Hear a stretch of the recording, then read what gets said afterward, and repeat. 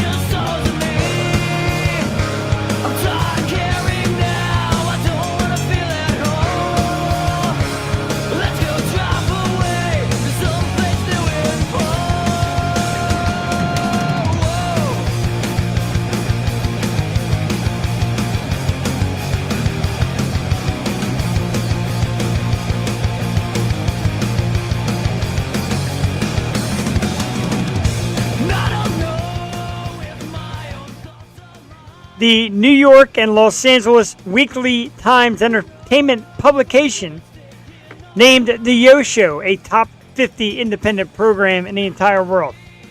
How the fuck about that?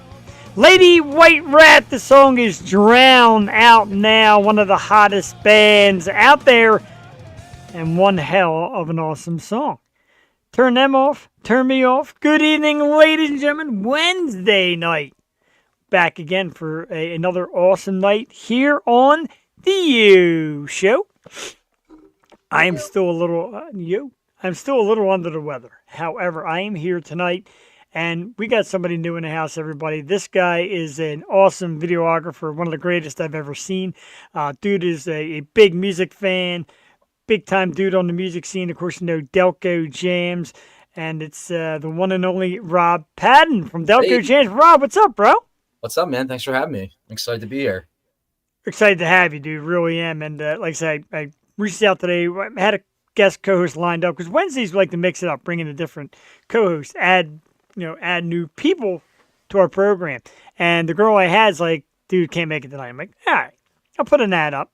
And then my wife said, you know what? Stop being so sexist and let a dude co-host. And I'm like, yeah, but it's different. Hell yeah. And when you reached out, I'm like, Rob reached out. She says, oh, yeah, get Rob. So, Rob, you're with us, man. Welcome aboard, and welcome to the Yo Show family, brother.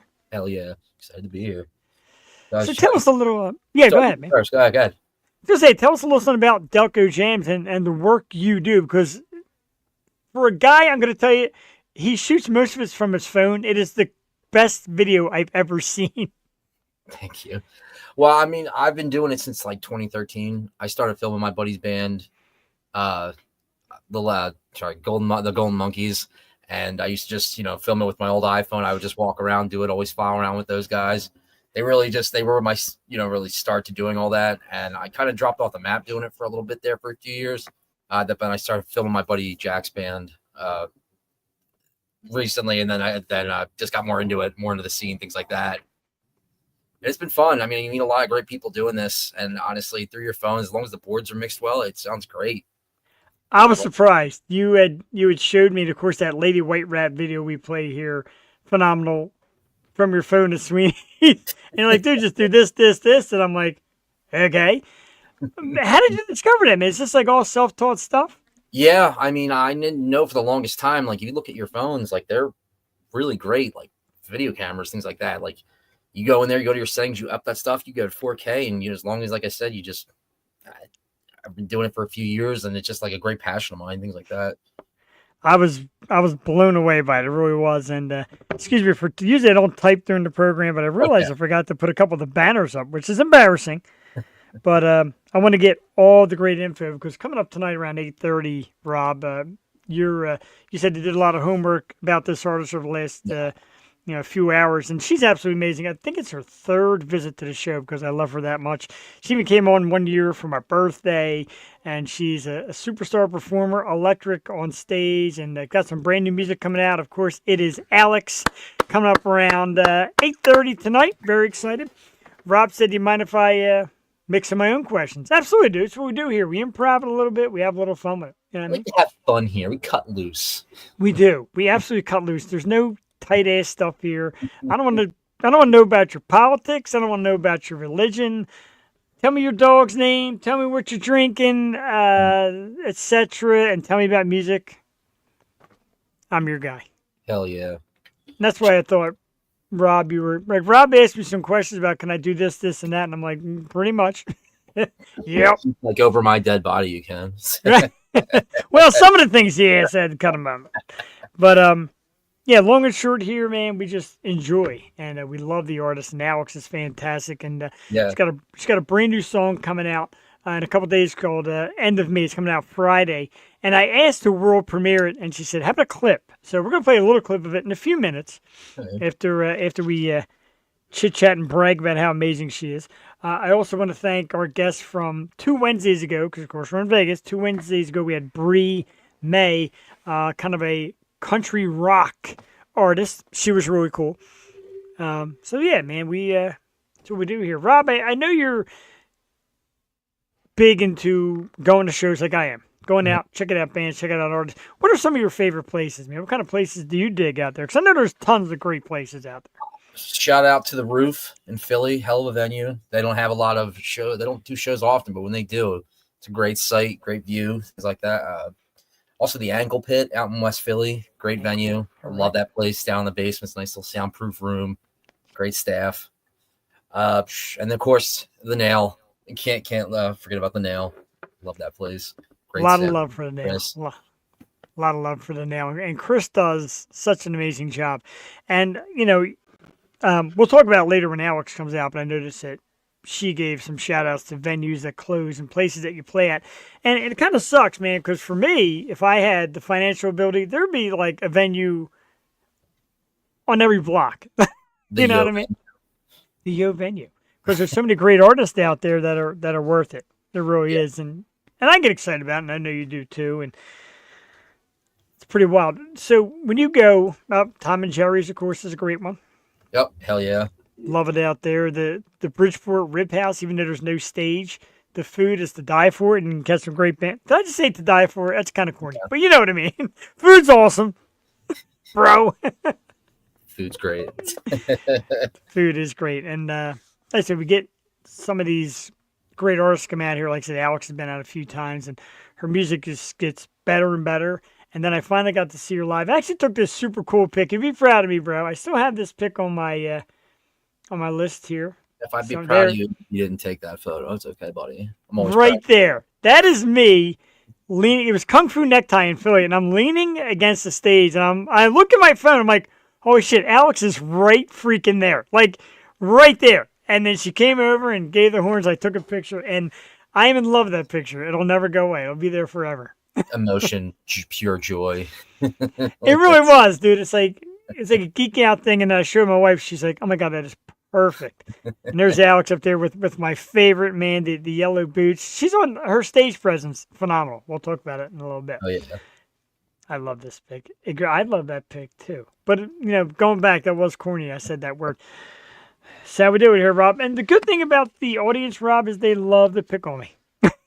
As they should. You know, it is fun to pick on you for sure. I'm a goddamn mess.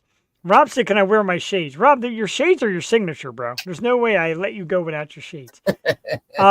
This show was at, I believe, Kung Fu Necktie, and it was Nailbite, Alyxx, I think Dirty Brain, and one other band. I think it was something Moon, because Danny Moon was in it. So something Moon. It was a great show. And I don't know about you, dude, but like I said, you go, and I had these bands on here, and these artists on here, and you talk to them, and like, they seem so cool. Yeah. But you never really get to meet them until you go see them perform, right? Yeah. So the first time I went to see Alyxx perform at Kung Fu Necktie, they have, oh, no, I'm sorry, it was Milk Boy. Was it Milk Boy? It was Milk Boy. I'm sorry. Correction. It was not Kung Fu Necktie. It was Milk Boy. Thank you, Kinsey. Good call. Getting it wrong the whole time. But anyway, they have unisex bathrooms.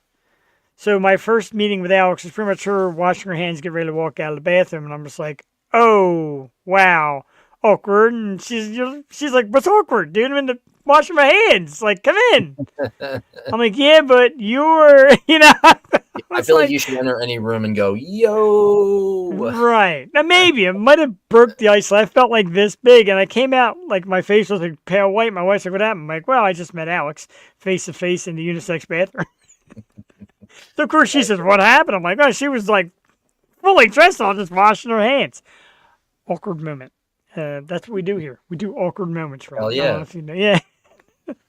Have you ever had an awkward moment with some of the bands that you like? I know you like to check them out. Ever have awkward moments? Oh man, awkward moments. Top of my head, I can't really think of anything other than just showing up to shows late and being like, "Sorry, guys." Right. I hear you. How about besides that, any other awkward moments with your bands? Any other good stories of bands you've had awkward moments with? Well, I had a kind of an awkward moment because, like I said, I'll go to those Future Star shows and see a lot of young bands, and some of them are late teenage bands, whatever. So I go and not thinking I'm at Sweeney's, I'm having a couple beers. There was this 16-year-old country singer, solo, really good performer. And I went up to her and said, hey, I do this podcast, local artists, any interest ever coming on? And she said, well, I have to talk to my dad. Makes sense. So the dad comes up and he says, you're the podcast guy. Nice to meet you. I'm so-and-so. And I said, yeah, we'd love to have your daughter on the program. He said, no offense, you drink a lot of beer. I'm like, excuse me? He's like, yeah, I don't know if my 16-year-old daughter should be on a show where the guy's drinking a bunch of beer. And I'm like, it didn't dawn on me. It was a little awkward, though. I'm like, I get it, dude. All is cool with the world. I'm all right with that. But, it's not as good as the Alyxx story, but you're like, I'm drinking bubbling water. Come on here, that's sparkling water. Right. How about you cut me a little slack? We're gonna do this real quick. I love playing music on the show, and Alyxx was more than kind enough to actually create this little clip for me and us of our new song, "End of Me." And it's just a brief clip, but I want to play it tonight because we love like world premiering stuff and being the first and yada, yada, yada. It's my ego getting the best of me. I like being the first at everything. So I'm just going to play the little clip it real quick. Yeah. Going to take me and Rob out of the screen because nobody needs to see us while we're listening to great music. Unfortunately, there's no way to fill the background. There it is.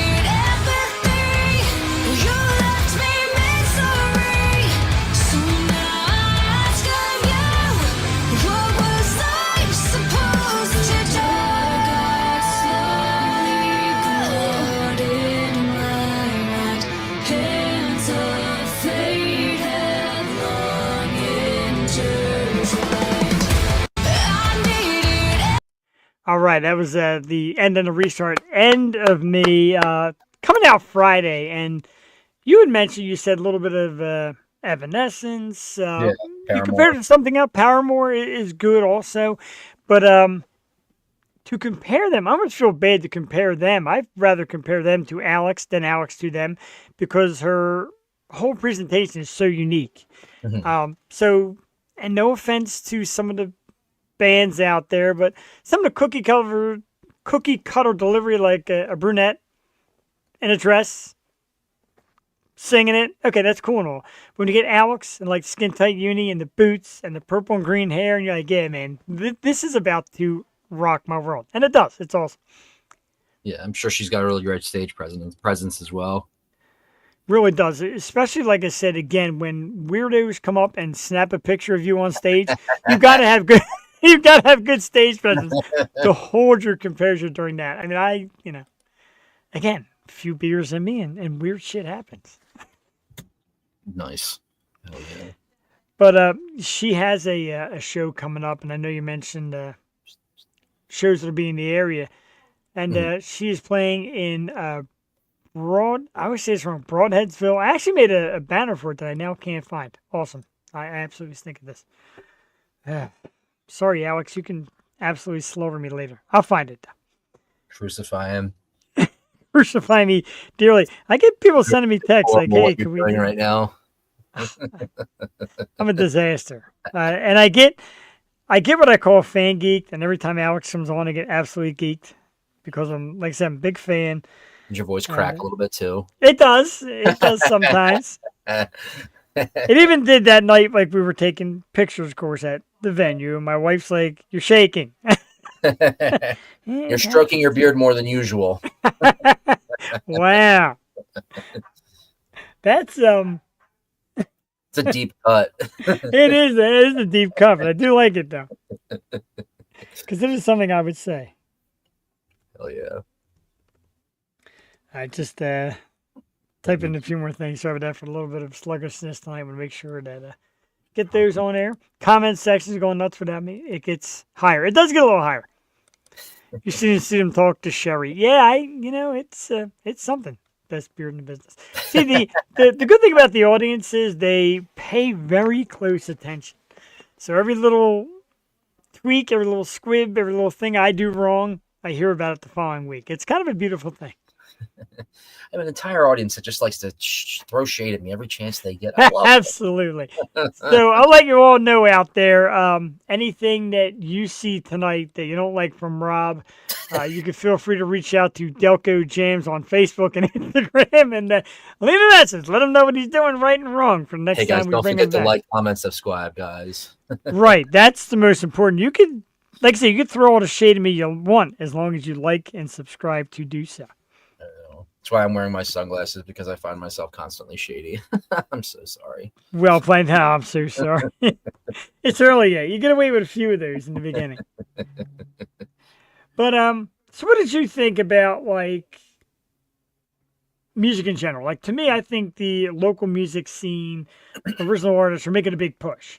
I know you said some of the venues are starting to bail, but I think I see more and more places coming up to try and host great shows. I mean, a good venue I've been to lately is I like the Fire as well out in Philly, but I'm not a big fan of the location. That's the only thing killing me. It's a great venue, but it's like location just has me nervous. There's just so many great bands that play there, but I'm like last time I drove there, I got a ticket. Yikes! Yeah, there is a lot of there's some good ones that are in some tougher areas, like the Shade Pond, very good. JK, love the Shades. I love you. I love you a lot of love. But some of the venues that, like Atlanta Brokers, of course, Future Stars, they want a craft hall. And I love it. It's right next to, I think, Live Casino. Nice. Cool place, cool venue. But she said at night, it becomes very city and not like good kinds. Got a lot of casino people kind of. Yeah. And I'm like, I get it. Are their own certain type of breed, that's for sure. Sure. And like my friend Brent went to a place in Kensington this past weekend. He said the venue was friggin' amazing. And then you turn on the news and hear like somebody was shot right down the street. Right? Yeah, you lost me at Kensington. We don't judge you. Yeah, no, I get it. But and went and saw some cool bands and that's great. No, like I said, like around. Like people say South Philly, but I tell you what, Milk Boy and Kung Fu Necktie and places like that, I'm cool, man. I love going to those places. I actually miss, that was the big one. Hit me with the one that was like the legendary Dobbs. The legendary would help. Dobbs. There recently, about last year. I don't know how. Yeah. But yeah. So it closed and then reopened and then closed for good again, which sucks. I love that place. Because I was there about a year ago filming the band Mind Wipes, which was a great show. I like the aesthetic. That's a shame. Yeah. I know. It was about a year ago. I saw Burden of Guilt. No, maybe about a year ago. Yeah, because it was like last summer. So the summer before. Hell yeah. I miss it. Much love.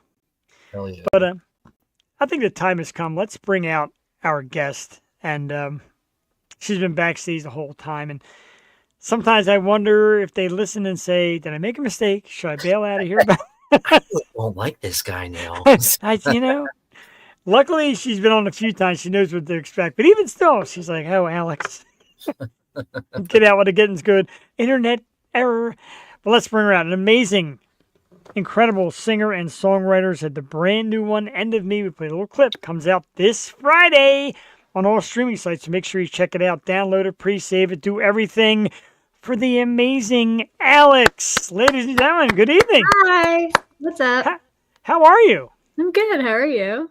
I'm doing great, and as always, you look amazing. The new song sounds amazing. Everything about you is amazing. And like I said, I get fan geeked, as you could tell from that picture, and I got it. I and love it's that picture. He's been so do nervous I. and sweating this whole time. Nice. Drinking hot tea too to chase the cold away, so you can tell that I am. Yeah, I'm getting a little there, but let's compose ourselves. JD Wolf in the house, Hi. one of our biggest fans, a big fan of yours. But let's talk about it. Let's talk about the brand new song, "End of Me." I really appreciate you giving me a piece of that, getting to play it because I love it, and I know Rob was kind of headbanging back there while it was going on too. Another winner from you, I got to say, because I love all your stuff. Tell us about creating this song and what it's all about. And "The End of Me." Describe it for the people out there watching. Yeah, so this is the first song that we organically all wrote together.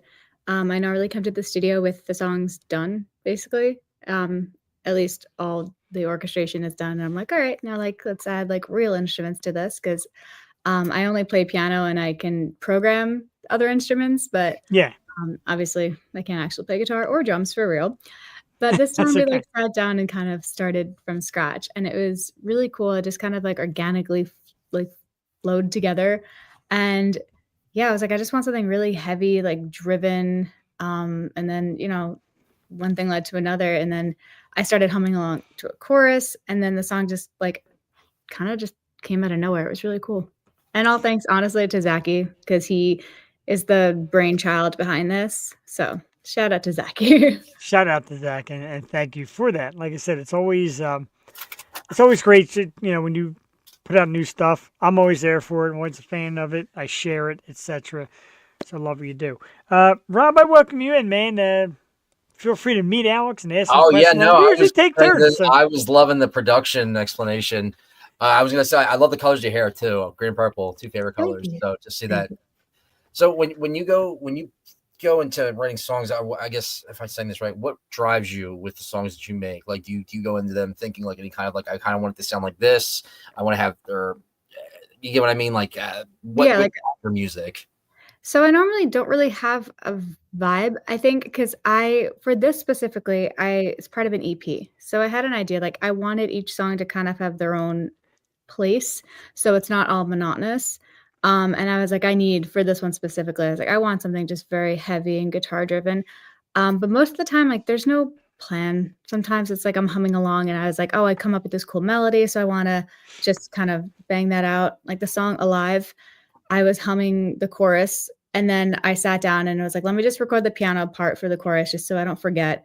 And then I blinked and I composed the entire song with strings, drums, everything. Wow. And I was like, what just happened? So sometimes too. Thanks. Yeah, sometimes things just happen. But there's almost never a plan. Hell yeah. That's a good thing, though. And I love your modesty about it because I always, pump it up, superstar, rock star, all that. And you're like, man, I'm just me. But it all comes out sounding so good. And like I said, the presentation is always great as well. The other one you had earlier this year, Creature of the Night. And I know right now is a popular time where people start following their streams and thanking their fans. How's that song been making out for you? So it's been doing good. I think it's my number one song right now on Spotify. I'll be honest, I'm very bad with keeping up to date on what's going on my Spotify account. Right. Jesus. But yeah, that's I think the most popular song right now. I love it. That one to me was really cool. It's another version of I was just sitting here and I had an idea and then I blinked and the whole song came out. So that and Alive were really cool. You're teaching everybody the inside magic. Just do whatever and see what happens. There you go. I just songs are really cool. Right. That's what we do every Tuesday and Wednesday night. Like I said, we do an outline, and I'll be damned if I follow it, just so I know where I'm at in life. But yeah, just jump in and do it. Um, I seem to doing, speaking of things doing, I seem to doing some collabs lately, doing a lot of collaboration stuff. And how cool is that to be asked, really, and how is it to join with other artists and kind of create a new sound? Yeah. So, I mean, I collaborated with Lyric Noel. She is absolutely amazing. She's from Awesome. Texas. If you don't know her, please go check her out. She does a lot of like really cool covers, and she had a whole, what was it? A EP, like a Halloween EP. Even before that, we were just talking about collaborating on something, and she'd already done a cover of Rain on Me, like a metal cover, by Ariana Grande and Lady Gaga. And she was like, "That'd be so cool if you sang on it." And I was like, "Fuck it. Yeah, let's do it." So I sang on that. And then when the EP came into light, a lot of people were talking about Hex Girls. And I've been talking about covering Hex Girls for like years. And then I just always forget once like I blink and it's October. So we did that together, and that was really cool. And it was really fun to do. Awesome. Rob? How long you been doing music for? So I started Alyxx, like the band, in about 2018. I've been singing since I was 6. I did theater for a majority of my life, so I have that background. But I actually was always kind of writing my own music and just kind of doing it on the side. Never really took it seriously. Like I put stuff on like SoundCloud, and yeah, I was just like, I'm gonna do theater. That's it. And then as I got older, I was like, I really don't like theater anymore. So I'm gonna try this and then see what happens. And I just went for it, and I did the song Taking Over and did a video for it with zero plan. I was just like, this is just fun. Let me just get it out. And then I was like, wait, no, like I want to do this. So then I kind of got the bug and never stopped. Nice. I mean, don't you think being a front person, just like theater of the stage, or musical theater? I probably just tripped what I was just saying. That's okay. Yeah, it's very similar. I mean, you're getting up on stage and you're kind of like playing the role of like the rock star. Because, I mean, it's funny.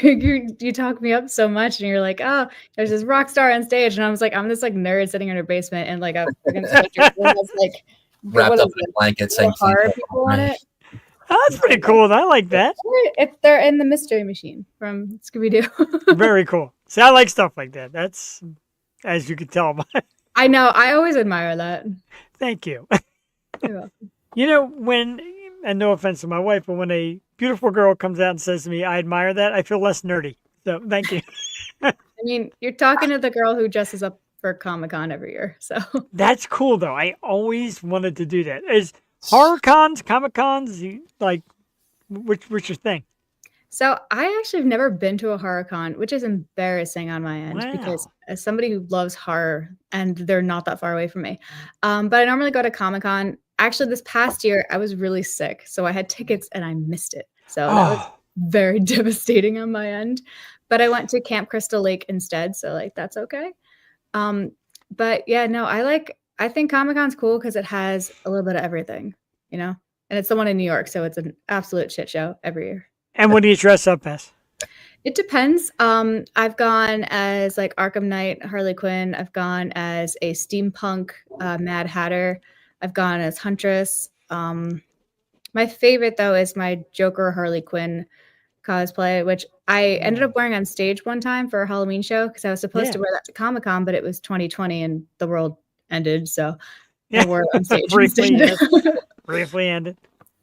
That's see, that to me is like some seriously cool stuff, and I gotta head out one time and see these costumes. I said just the way you do yourself normally, the purple and green is so awesome, and you really put together an awesome stage thing. And I'll do it one more time. I apologize for the folks at home, but I got to pop this up one more time because I'm trying to get everybody a feel of the outfit. You got like this, you got like the skin tight pants and those awesome boots that I absolutely love, and the jacket. It's pretty cool. Do you do your own designing? Does anybody give you ideas? You're just like, this is what I'm wearing. This is it. This is badass. No, I sometimes will just buy random pieces online, and then when I have a show or a music video or a photo shoot, I just go into the clusterfuck of clothes I have on my floor and just pick which ones match. That's hard. Yeah, I feel a new song coming up next year, Clusterfuck of Clothes by Alyxx. I like it a lot. Wait, that's actually a really good idea. Parentheses of clothes. Of clothes. I'll give you Yeah, credit. there you go. Yeah, right. Parentheses Y'all of writing clothes. credits on it, so. Thank you. We always are appreciative and we'll take them. And I can even already see the music video of you just throwing shit out of this closet. Man, Me just like sitting here with all the clothes just like falling from the sky, and I'm like, Rob does choreograph the whole thing now. Rob does videography, so maybe shoot that for us, Rob. A quick little improv thing, and let's make it happen. Yeah, hell yeah. It's actually my dream to film falling clothes, so it's a win-win. Dude, it's meant to be. Hell yeah. Rob, get in there with the questions. You're going through your things. No, that's fine. I like cracking up a little bit. All these great ideas. Go ahead. Dude, you're just bursting at the seams. So I'm assuming you're a touring musician. What's some of the best venues? Best venue you've played at that you toured around to? So my favorite one I've been to is in Grand Rapids. It's called Skeletones. Mm-hmm. I thought it was called Skeletons, but apparently it's called Skeletones or Skeletones. I don't know which one now because I said it before. I might have been wrong. But anywho, I liked that venue. It was really cool. And I liked it was a really good local scene. And a lot of people came out. And it was kind of cool to see like a bunch of even young kids that were there because it was an all-age venue. So it was really nice to see everybody kind of come out. And the guy told me that Amy Lee and Evanescence had played there. So wow. I was like, well, this wins. Right. Yeah. You're about to hear her better half. Because they said you get the comparisons. I like to compare them to you more than you to them. I know it sounds unusual. Like I said, to me, you've got a very unique sound. And it's different from theirs, but it's also very you. A lot of the stuff you do is genuine. Do you find that it makes a better brand for yourself to do so much genuine thing? Everybody talks about the brand. Everything you do has a unique approach, from your music to your writing, like I said, improv it, let's do it, to your style, to just your overall makeup. Do you think that pushes you in a good advantage? I think so. But the funny thing is, there's no thought behind that. My hair, for example, I was bored. My hair was all purple. And one year on my birthday, I was like, I'm just going to dye the other half. It ended up coming out like an aqua because I just put green over purple.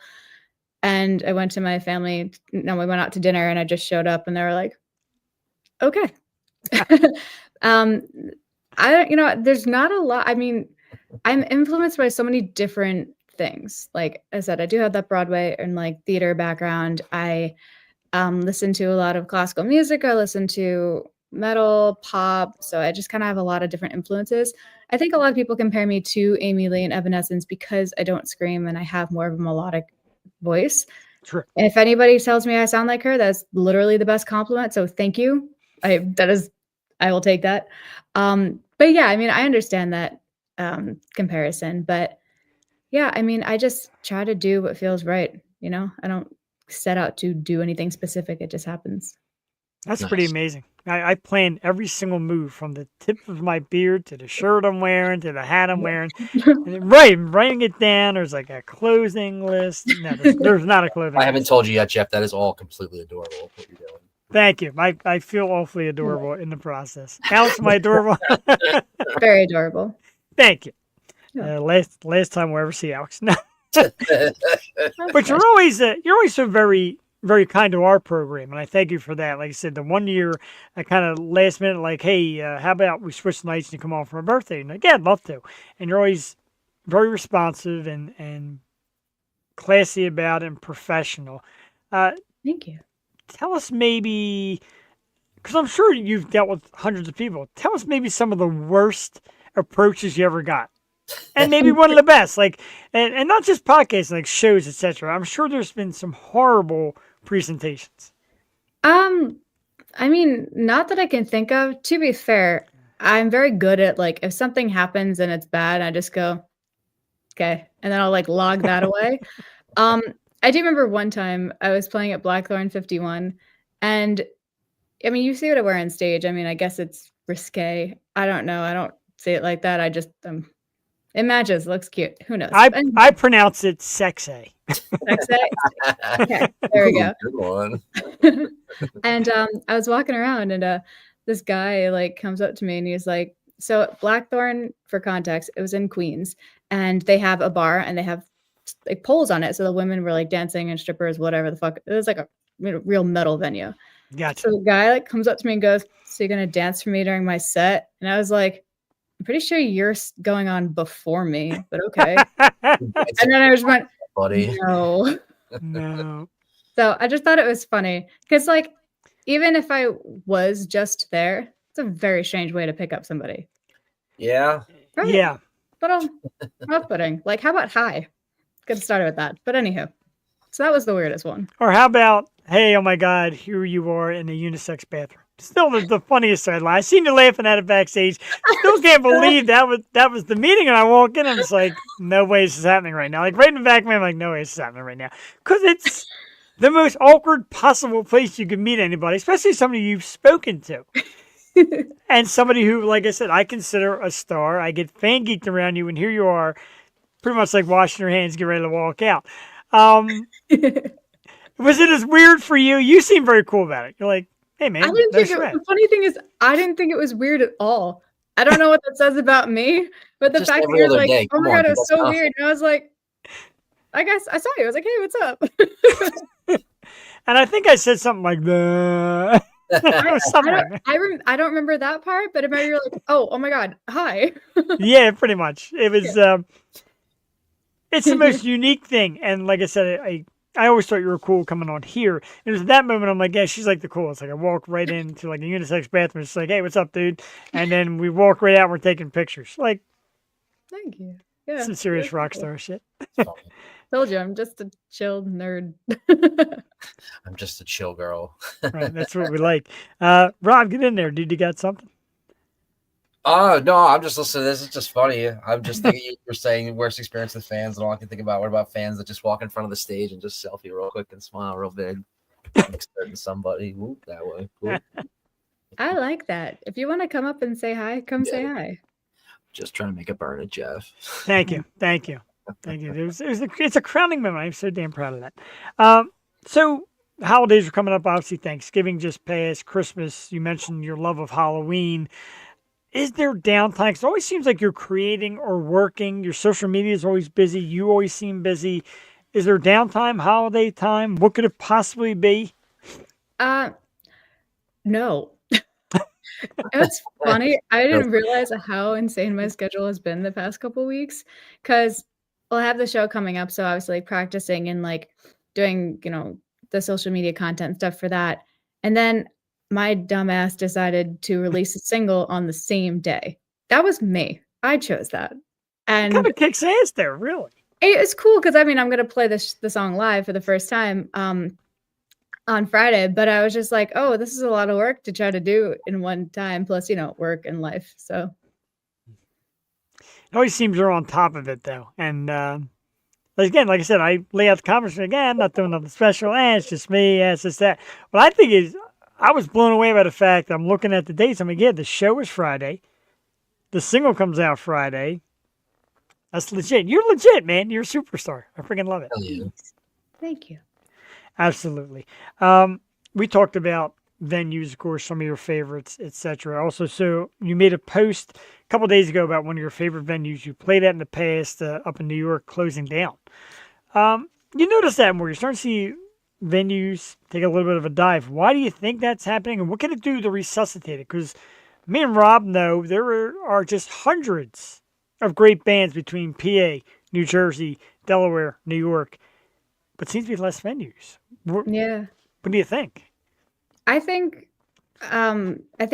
especially because of COVID, people realize that they don't have to leave their house anymore.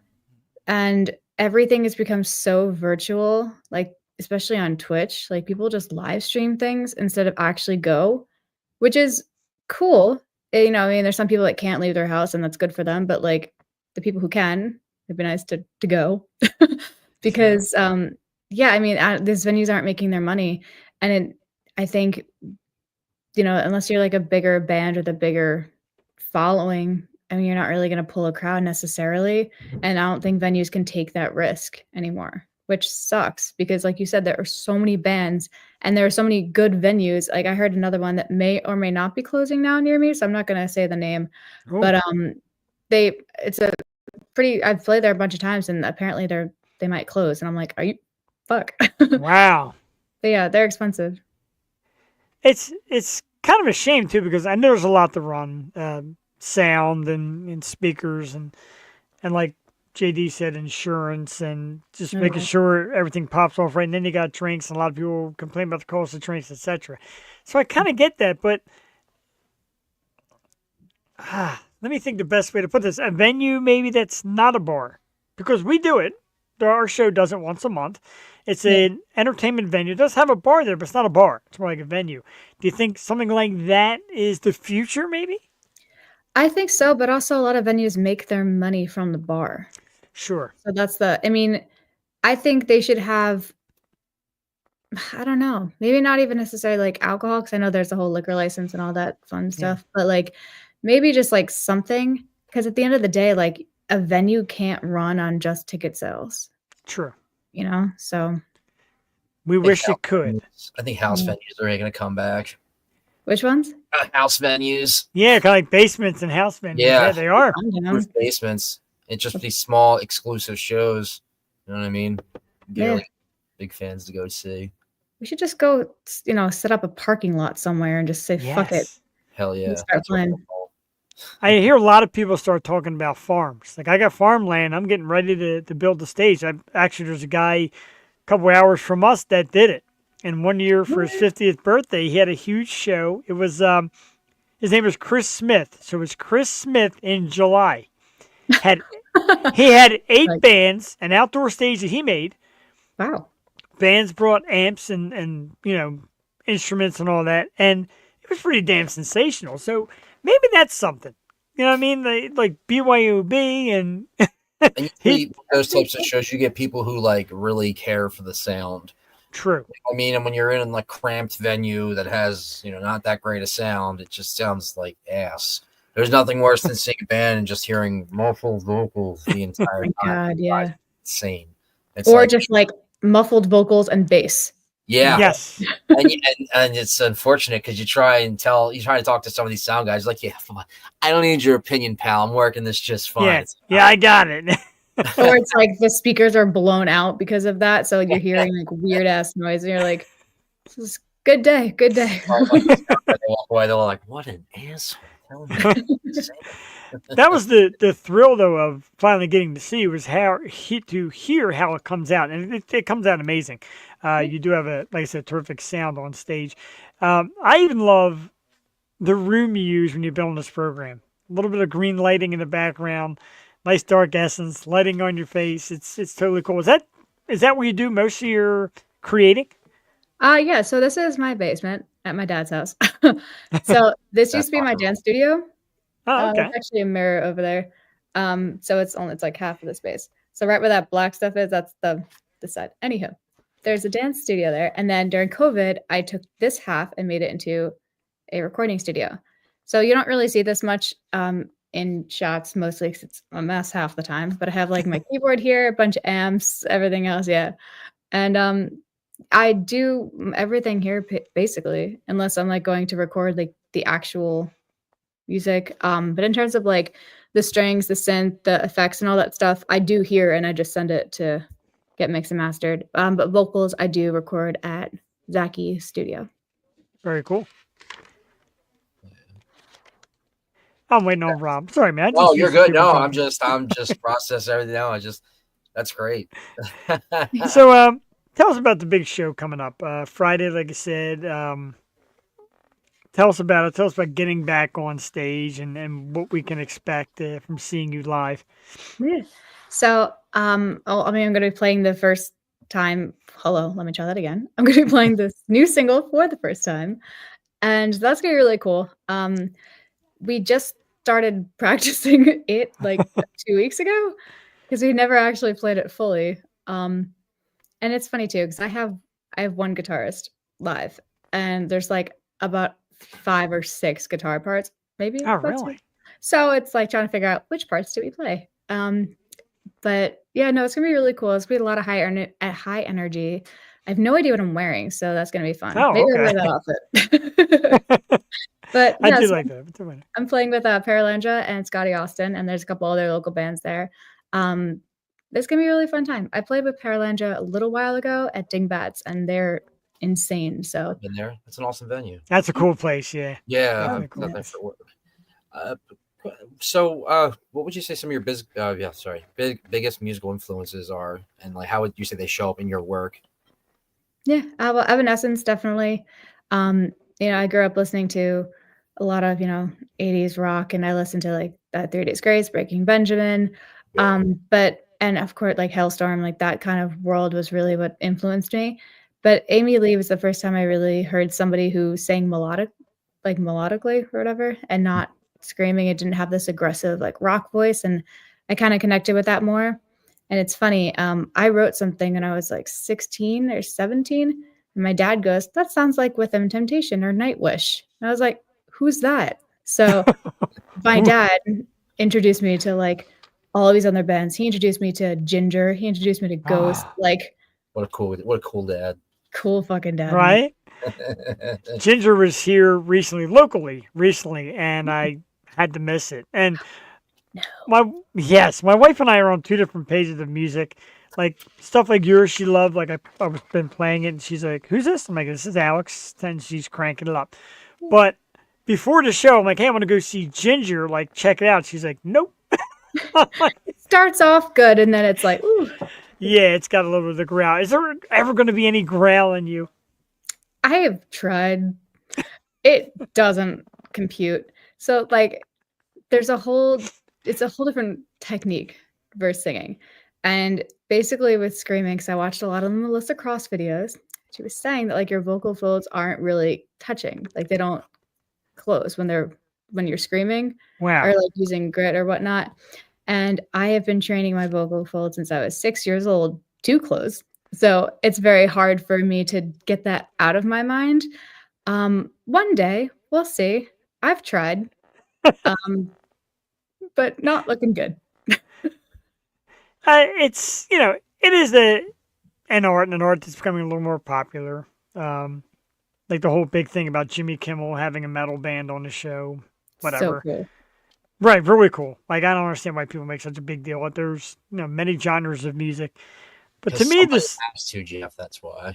exactly somebody has to. And the scream method is okay if that's your thing. That's cool. I'm not against that, but I'd like somebody who could really you talk about melodic and belting out songs, because there's I don't know about Rob, but I get when a female sings music like you, it's kind of powering and it kind of takes over. It gives you like a feeling of kind of like an uplifting feeling. I don't know if I'm making any sense, but when I hear you singing, I'm like, yeah, now that's music that's Makes singing. him feel things. Yeah, right. Easy now, but yeah, it gives me like a little, gives me a little sense of oomph, if you will. Yeah, that's awesome. That's great to hear too. Thank you.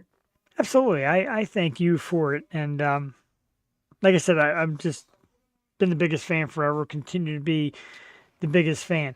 Is there any pre-show rituals, any nerves, any something that you wish wouldn't come over you before you go on stage? Not really. Hi. No, I don't really have any ritual. It's usually just like trying to breathe, and I try not to talk too much right before I go on.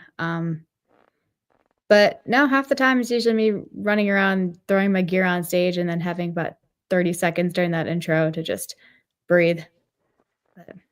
Oh wait, I That's don't pretty think you've even heard my intro. I have a whole new intro and everything for the Oh, songs. really? Yeah. Then we'll have to check you out. Unfortunately, the next time because the show coming up Friday, I will not be at sadly. As much as I'd love to come see you, and I've heard about it plenty of time ahead, and work schedules kind of collided. But Okay. definitely Forgive you. no. Thank you. But what's coming up next? You got more shows you want to line up, more music. I know you always got music cooking. You always got something ready to Yeah. pop. So what's coming up next? An EP is gonna come out early next year. It's awesome. In the process of booking more shows, nothing solidified, so I can't say. But yeah, just trying to start booking the first half of the year. You are the queen of I can't say. You love to keep tight lit. Do you know why? Because I don't ever want to say something and then it not happen. I like to do, then say. Hell yeah. Yeah. Yes. I'm there because I used to do this show years back when I first started before this style with a guy. We did another show, and he would say, "Oh, coming up in a few weeks, we got so and so," and it was a big name. And then so and so bailed. And I'm like, wait to get it confirmed. Wait till the date is locked in. Wait till they contact you, or else. Yeah. And then it happens, and you look like a schmuck. Couple years back, Lita Ford. I had somebody representing Lita Ford, and they said Lita's going to come on your program. I said, okay, here's the date. Perfect. We'll set it up. I'll tell Lita, put it in her calendar. Great. The night of, no Lita, and just a lot of 2 hours worth of me apologizing and downtime, and it was terrible. Wait, what happened?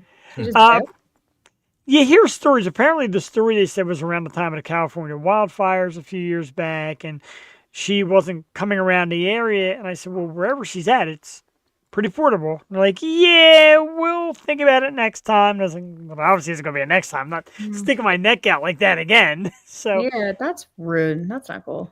it was rude. And guilty secret, I took all her music off my playlist that day. Honestly, I probably would have done the same. I'm a little hurt. Don't ever do that to us, Alex, please. When you Don't get to do be that. when you get to be huge and playing the big venues, let me just walk up to the front again and shoot one of them. It's all in- If I ever get big, you got VIP passes, I promise. Wow. wow. And I'll let you use your own private bathroom, so there's no awkward walking.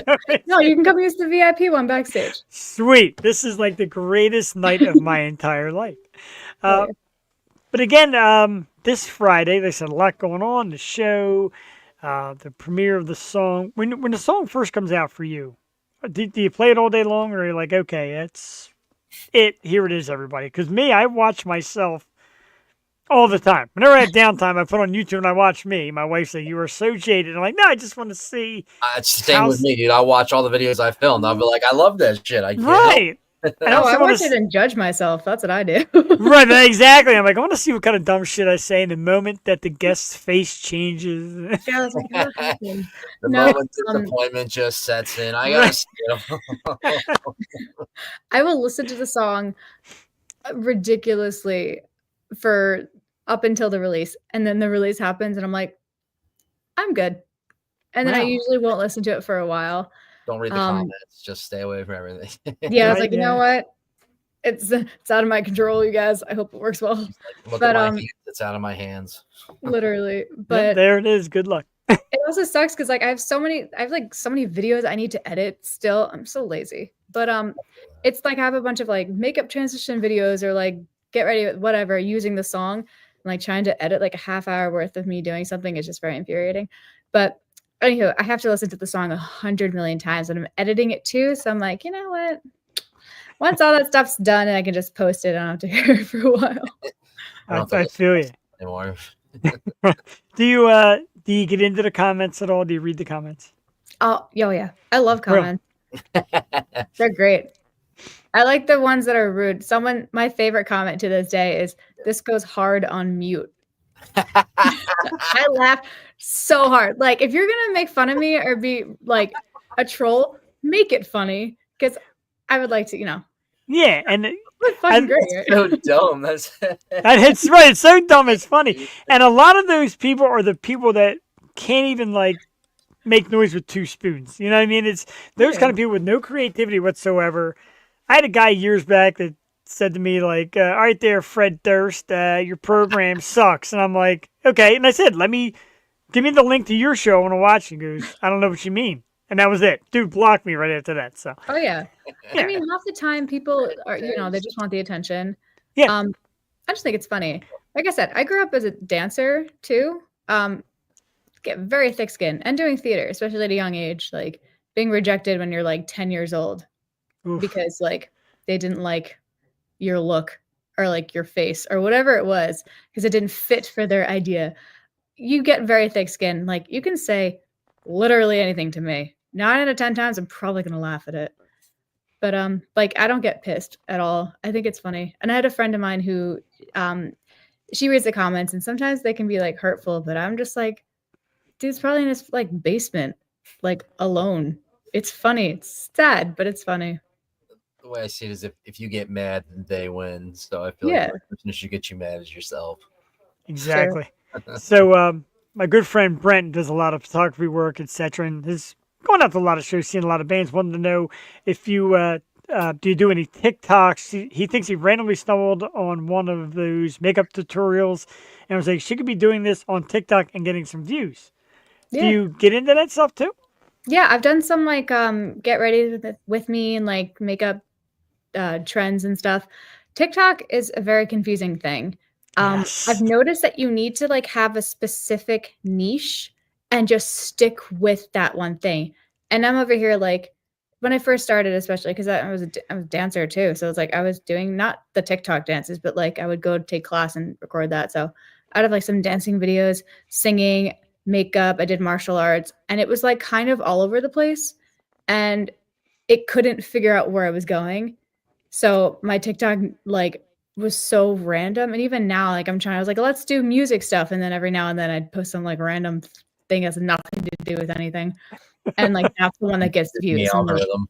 great. Yeah, right. The algorithm, God forbid. But the greatest thing about TikTok is it's a free app, and goddamn, is it funny most of the time. Oh yeah. Except when you get stuck on the North Sea TikToks, it keeps happening. Uh-oh. Have you I seen kind of no, I haven't. I'm writing it down though, because I definitely want to check it out. Good. You can enjoy my struggle. So the North Sea is very like intense waters and waves and stuff. Okay. And a lot of it's like, you know, ships going down and just people dealing with the like insane weather that they experience, you know, riding through the North Sea. I watched one video and that was my entire feed for like 2 weeks. Watches one video. And now I was intrigued. So I was like, oh, I'll just keep watching the rest of them. They're here. And now it just stuck. Wow. I got to check out North Sea TikTok. I'm definitely, I got it written down. I do this all the time. I always get into this stuff. Some of it's bizarre. Some of you guests come up with some bizarre shit, I'll tell you. But Thanks. I used to, like, I started getting into TikTok. I suck at it. Matter of fact, Jewel was running ours for our show because one day my wife's on TikTok. I'm like, what are you watching? She's like, TikTok. I'm like, okay. She's like, so many hot guys on TikTok. I'm like, wow. Okay. Like, I guess it's like TikTok is like the new eye candy. Like Instagram became for men for a while with all these like bikini models and stuff on Instagram. I guess TikTok is a thing for, I don't know. I'm just waiting for you to get on TikTok, Jeff. I don't know. Yes. Do some thirst traps. No, there's too many. I watched one dad joke video and that's all I get now. That's all it takes, right? Everyone's for your page has some interesting stuff, of course. Yeah. Of course. Also, do you know the Wiggles, like that kids TV show? Yeah. There's a character called the Tree of Life, and he just dances very aggressively and just does weird things. And I watched a video because it was funny. And so that's another interesting part of my For You page. So it's the North Sea, the Wiggles, and then random comedians. Now, I'm not insinuating anything, but before I watch those, do I have to hit anything unusual or we just watch them? Honestly, might as well. Literally, he is dancing like a tree. It's the weirdest thing. I mean, if you haven't seen Cat Brain Rot, go watch Cat Brain Rot. And let your cat watch it. Apparently, the results are pretty good. Cat brain rot? Yeah, and if you have a cat, let them watch it and let me know what they do. Jeff doing thirst traps with the Moist Collective beard container would be interesting. Absolutely. You got a little sway here. A little shady product placement. Yeah. See, Alex, you're not the only nerd around here. I'm about as nerdy as it gets, and I'm proud of that. But it's different when you could be nerdy and come off and kick out this awesome hair and awesome outfit, get on stage and absolutely rock out, which you do every time. And I can't thank you enough for coming back again. It's always a great time seeing you. Always great when you put new stuff out. I am just one of your biggest fans, and I know Allie from Pretty Little Podcast is taking you well as well. And I think I helped her find you in the beginning. And it's just great. A lot of these podcasts are coming to you. A lot of local people are having you come out. And I think it's well-deserved because you are fantastic. Thank you. Absolutely. Yeah, thank you for your support. I mean, you're always, supporting me and sharing and having me on the show. I mean, it really means a lot. So I appreciate that. We appreciate that. I mean, I'd like to have you on and do makeup tutorials. I need more female views. We're at like 40% female, 60% male. I I think she should do the makeup tutorial and like you follow along to live stream. That'd be great. Oh my God, yes. Or a buddy of mine has Airbnbs in the city. He's like, dude, get traveling equipment like a roadcaster, get the mic stall work, and have people tattoo you, like you said, make up you, beat you with things. So it could be a whole new line. Everybody wants to see me abused, but you have no makeup. I would let you put makeup on me anytime. Hell yeah. I am a makeup artist. I Right. do weddings and stuff, so I have my whole kit. Why not? And maybe you could do something with this face here. I have this horrible picture here that everybody seems to love. It's pretty much me in a blonde wig. It's horrible. But it Oh yeah, that's golden. definitely needs some makeup. That No does. doubt about it. Great. Hey, Brent does photos. So photo shoots of me Hey, made up teamwork. after Alyxx does her magic work. You can find Alyxx on Facebook, of course, at Alyxx, Alyxx, which is one of the coolest band names ever. Instagram is official Alyxx, Linktree/official Alyxx. And you can find our website too, officialalyxx.com. Get those tickets. And if you can't get tickets for this Friday night, go to the website and buy the tickets off the website, by the way, officialalyxx.com. You can get tickets for the show. If you can't get tickets for a show, make sure Friday morning you're up bright and early. I got to be up at 5 for work. I know what I'm doing the first thing I wake up, playing the new single and probably sharing the new single. So get out and check it out. Alyxx, massive round of applause. I thank you as always. Have a great night. Good luck with the premiere of the song and the show, and we'll talk to you real soon. All right, thank you. Alyxx, ladies and gentlemen, have a great night. And Rob, I got to tell you, I know the bands that you go see that you grow to love. I go and see them and I grow to love them. And when people say like, hey, podcast, what's it about? Money? We trying to make money? I don't make money. I don't care, dude. I love this. Yeah. It's tough. Yeah, sometimes it is a little tough, doing what you love and you're not making anything off it. But I mean, when I film, like, it's like you give me the show, like that's good enough for me. We'll film the whole show. Like it's not about the money. It's about the art that comes out of it, And exactly. I've gone and filmed. It's like I'm glad I was able to at least get that like staple that I can put online, and it's like there it is. That's the whole reason why like I kind of started this, because my dad used to be in a band and I could never find anything that he did. So now it's like I have this channel and I'm able to just save, staples and time throughout. Like I had a buddy of mine who had passed away, but I was able to send like his daughter videos of him playing on my channel. So it's like now she has that. Wow. That's kind of like why. That's a beautiful thing. That's freaking awesome. That is awesome right there. And like my wife always says, take all these pictures that you take with bands and print them out and get them to autograph them and load up your wall with it. It's not a bad idea. I mean, I love my Funko Pops, and that's even a cooler idea. Because I'll tell you one thing, I don't know if you noticed, I will sometimes get a set list and ask bands to sign it, and they're like, huh? I'm like, yeah, man, autograph it, sign that thing. They're like, yeah, some of them say, like, I don't even have an autograph.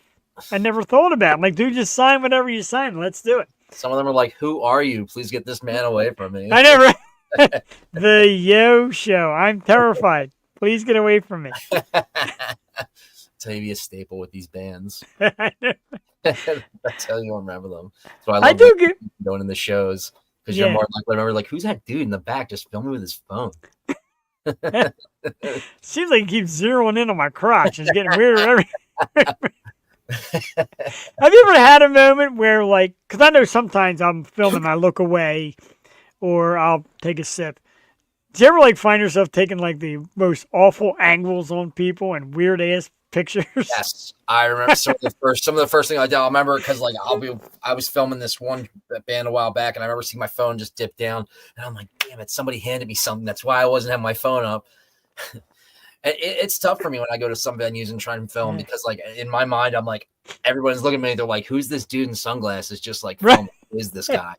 Like if I'm not wearing this shirt, I'm thinking like these people are probably like, this guy is the biggest fucking weirdo. He's just filming us. So what I've done lately is like I'll go and I'll just make a little announcement at the shows, be like, hey, like I'm filming. If you don't want to, just tell me if you don't want to, because then I feel a lot more relaxed. I can film the crowd, and it's not like they're over there thinking like, who the fuck's this guy? Right. That's why. And again, a shout out to Alyxx and some of the other female artists. Like I went to see an awesome female artist a couple weeks ago. Her name's Kat Rivers. Oh, yeah. She's fantastic, a terrific singer. And she had on like a half shirt and like this long dress. And I mean, she looked amazing in it and performed amazing. some of the videos, I'm like, all right, dude, just try to not make it look like you're focusing on any body part. Just keep moving. Yeah. She's dancing all over the stage. You don't want to be like that weirdo, like a lot of butt time, you know? I hear you. That's why always man your phones, people. Hell yeah. Always man your phones. We did, big thanks to Alyxx, by the way. So we did this. I was talking to Rob about it before the show. We did, the graphics are really small, but you must get rid of one Christmas movie. And there's 4 movies: Home Alone, Elf, Christmas Vacation, A Christmas Story. 4 staples.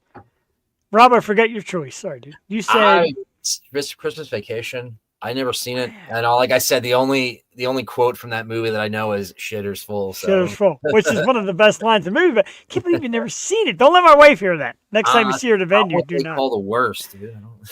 Wow. I'm over here like, wow, I love watching good movies in cinema, and it's like I haven't seen that. It's like, yeah, but it's also not good movies in cinema. It's terrific comedy. But we asked people on social media to eliminate one, and we had a good amount of responses, probably close to 100 people, and the least was Christmas Vacation. Only 9 people wanted to get rid of that. Okay, see, Rob, and you're one of those 9. Yeah, I'm part of the problem apparently. Right. One more time here, real quick. Move the banners. The banner part stuff. The thing about this show gets to be really tough. You can send your hate mail to Rob at Delco Jams. I can't find the banner, but next up was Home Alone. And that was my choice because Home Alone, I don't necessarily need it to be Christmas time to want to watch Home Alone. What the hell's your problem, dude? Come on. Come on. Sweet Jesus. That is a staple in cinema history, and I'll be damned if I'm going to let you get rid of it. Wow. I mean, well, Elf. Stop it. What is there wrong with Elf? Home Alone, but to me, again, I can watch Home Alone any time of the year. The other 3 are Christmas time. Yeah, it's okay. We'll talk about another popular Christmas movie after this. Me and Rob got a very popular Christmas movie discussion coming up. Christmas Story was next. It runs all day on Christmas. How can't you watch it once? You want to get rid of this? Deplorable, you guys, literally. That's disgusting. Right? Disgusting. You get 24 hours of on Christmas Day. You can't squeeze in 2 hours of your Christmas Day to watch this fucking movie. Really? Joke's on you. I don't have any cable. The Christmas Visitor. Well, that's a whole other story.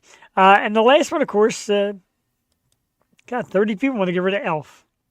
Yeah, I guess it's dated. Yeah, I guess the quirky's more. You got Sonny Corleone in that movie. I don't know. I mean, true. That does weird it out just a little bit. A Wonderful Life is good. I saw that movie once in grade school, and I just remember hearing, "Hey, it's a wonderful life," or whatever he says. Something. Every time the bell rings, an angel gets his wings. I can only hear That's that. Cool. I'm in 4th grade. What is this? Right. This is a great movie. Some creepy old dude talking about an angel with a little girl talking about an angel getting wings. Got it. I seen it once. That was enough for me. So Terrifier 3, I keep telling my boss to play when he says, "What Christmas movies do you want?" Always says something about not being appropriate. I don't know. That kind of became a Christmas movie. How the hell did that happen? Appropriate is just subjective. Come on. Right. Appropriate in whose eyes? Exactly. Like Rob, I said, Rob asked me a few things today, but before coming on the show, I'm like, yep. There really isn't anything inappropriate besides nudity. Really? All right, so Derek from Freedom King Films did it, so we got to go with it. Okay. Now's the time, Rob. Die Hard. Yeah. Yes. Definitely a great. Wait, remove it or keep it? Is it a Christmas movie? This is separate. We already did the keeps and rid ofs. There's snow on the ground. It's a Christmas movie. It's snow on the ground, and it has, I believe, a Christmas song in it. It does. They're at a Christmas party. Like I said, there's people having Christmas party sex in their office. Yeah, it's in California. I mean, come on. California. I believe Bruce Willis uses wrapping paper to tape the gun to his back. Hell like I yeah. said, ho ho ho or some shit like that. That's a Christmas movie, bro. What is everybody? Why does everybody have such a problem with this? Because they hate America. I don't know. Ain't America is not a Christmas movie.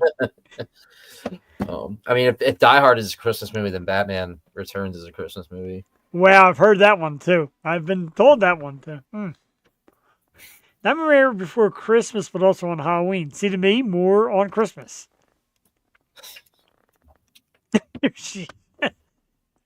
Are you not a fan of that movie at all? Which one? I'm sorry. Oh, sorry, Nightmare Before Christmas. It's a good one. I always forget where it takes place, when it takes place. And I'm like, oh yeah, it's both Halloween and Christmas. Tim Burton got that sweet spot. He did. Tim Burton always finds that sweet spot, except when Needs to retire. I think I'm good on Tim Burton. He's done. He did what he needs to do. I think he needs to retire now. In my opinion, and I get a lot of shit for this, I think it kind of went downhill when he made that Sweeney Todd movie. I'm like, nah, dude. I love that movie. Did you really? To me, it seemed it seemed like Scissorhands all over again. To me, I love Sweeney Todd. That's actually like one of my favorite musicals. This is super awkward. Wow. Well, not really, but did you like the movie? I don't know, Jeff. You keep saying these deplorable things, dude. I don't know. So I get the feeling the next time I message Rob to come on the program, it's gonna be a big fat no. It's gonna be a hell yeah, dude. I get to talk about Christmas movies and recent current events. Hell yeah, that's what I want. And drink and be silly. Hey, Champ, you feel any better over there? Yeah, I'm getting better. That's awesome. Let's play another song. Another thing we do here is pretty cool. Alyxx, of course. Creature of the Night was her other new one this year. Absolutely kicks some serious ass. Gotta make sure the volume is turned up. No, it's not. Good thing I looked. But another one from tonight's guest, Alyxx, Creature of the Night. It's about 4 minutes and 30 seconds. We'll be back shortly. Jeff the Shark Perini and Rob from Delco Jams joined you live Wednesday night. This is the Yo Show. Enjoy Alyxx, Creature of the Night. We'll be back in a few minutes.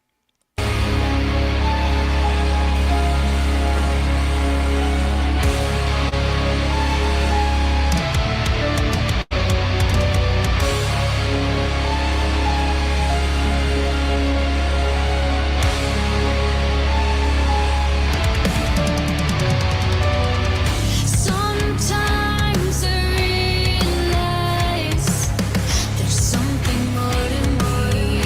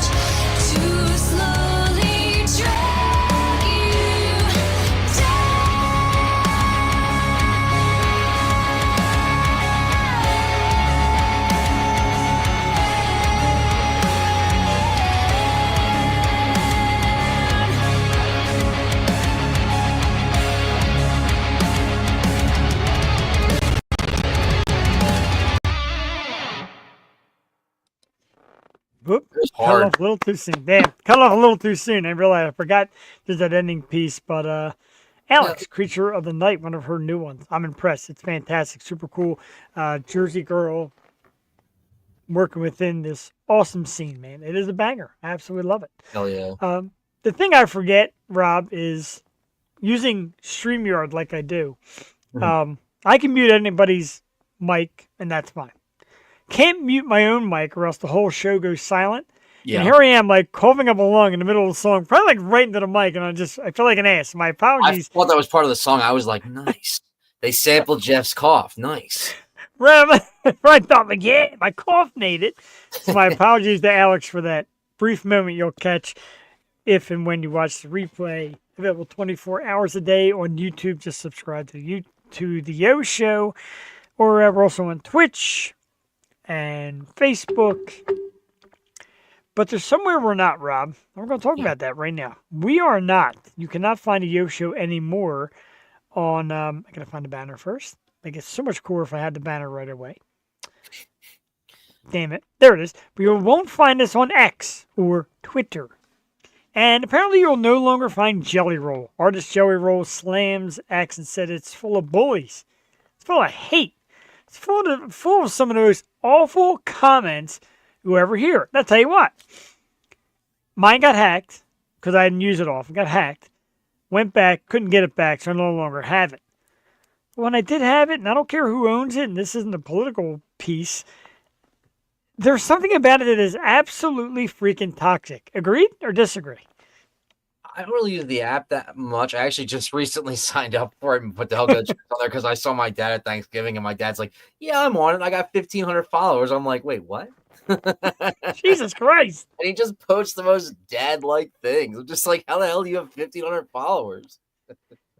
Man, hats off to Dad. I guess it runs in the family, man. You guys out there creating awesome stuff. But now I thought about going back to it. But at times, you'll say the most random little sentence, and people will just kind of slaughter you for no reason whatsoever. I find you just should be flattered when things like that happen. It's like somebody took the time out of their day to just try and slam you. It's like, bro, like, come on. Right. Like I've seen some dumb comments come up on my videos, and I just look at that and I'm like, I don't even like. I'm just like, do you feel better? You got that out of your system, pal. Come on. So we like to call the keyboard warrior, but yeah, like we were using it to show replays of the show, and I don't know, the picture was coming out like this big. A lot of people were like, the audio stinks, which you don't want. They were like, so yeah, I kind of come on. Yeah, so I kind of bagged it all together. Now we do this awesome YouTube thing. But Jelly Roll, that's a pretty big name. But to me, I look more to Instagram for where my celebrities go. So if they're not on X or Twitter or whatever, it's not going to be that big a deal to me. Yeah. I mean, it's funny. I actually haven't heard much of who Jelly Roll is. I thought that was just a pastry. So this is a shock. I was like, the pastry's leaving a social media Oh my God! What's next, Dunkin' Donuts? It's just Dunkin'. Come on, Jeff. I'm sorry, right. It is just Dunkin'. America runs on Dunkin'. That's actually funny as shit. That totally caught me off guard. And I don't know, but my wife's a big Jelly Roll fan. The singer, not the pastry. The singer. Just going to say, the singer, not the pastry. And that's what I hear. A lot of people say he's super talented. Him and the other guy, Post Malone, like, they're great. And they have this deepness. I'm like, I don't hear anybody rocking. I don't hear any drums. I don't hear, like that's music to me. No offense. Yeah, you're like, I don't hear anything. Right, I hear a guy. Who's well, that dude? Headlines now, the Yo Show calls out Jelly Roll. Right now, done. It's over. Who's Aaron Lewis from Stained? Like, I like Stained, but when it's just Aaron Lewis, it's just a guy crying, dude. Just a guy crying. I guess he's after me next. I don't know. In the beginning of the show, I used to call out a lot of people and never got any heat. So do you just stay off of X because of just the toxicity on it? Don't you think that toxicity is in a way is its own type of publicity? And it's like if you don't play into it, it just makes you stronger as like as a show. If that makes sense, it's like ooh, that's deep, bro. I like that. Yeah, I guess. Well, and it's funny because the whole Joe Rogan thing. And Joe Rogan came out and said, soon enough, social media and podcasts are going to be the way that people really get to know other people. Like, yeah, the media, the news, Yeah. they're going to sell your story, paint your story for an agenda. Great. They say when people go on podcasts, there's nowhere to hide. What you're saying is your belief. And for me, like, I don't get deep with stuff, but I mean, like, if you're a politician or whatever, Yeah. and people want to know the real you, Yeah. so Joe Rogan's like, yeah, podcasting is going to become kind of like the new source that people get to know people on a personal level. Like, I apologize for everybody who wants to know me. Sorry, but Fun fact: my dad looks like Joe Rogan. It's actually hilarious. really, I got to see your dad sometime. It's just insane the comparison. Really, I got to see that. 'Cause in the be- My girlfriend met him the other week, and I'm like, "This is Joe Rogan." I mean, my dad. I used to be skeptical about Joe Rogan. Now the guys, I actually watch his show a lot. Him and Kill Tony, I watch a lot. You should listen to the stuff of him when he was on Opie and Anthony, when he was just young and just energetic. It's just always worth a good listen. There's like 2 or 3 good compilation videos of him. It's great. Really, I got to check it out then, because I used to get mad. I'm like, oh yeah, I guess so. He's got a great podcast. He was on TV, and they know the ins and outs. But then like everybody's like, yeah, but he's great on MMA. He's great on his other skits, and he's a comedian. So I'm like, all right, I buy into it now. The future of just future debates with politics are just going to be going on that show, and I absolutely love it. I'm like, nice. No doubt about it. Because I think it was it Trump's daughter or niece or somebody said, yeah, you should go on Joe Rogan's show. Probably son. It wasn't his son. It was a female. And that's why I thought it even more wild. Like a female told him, and everybody said, if you want people to know the real you and as honest as you're going to be, go on there, let Joe have at you.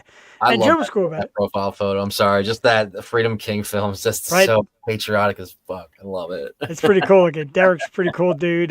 He showed up at some shows, and he follows that band, Triple Rail Turn. Is that correct? He follows the hell out of him. Great band in the area. And he's a cool dude. We like that.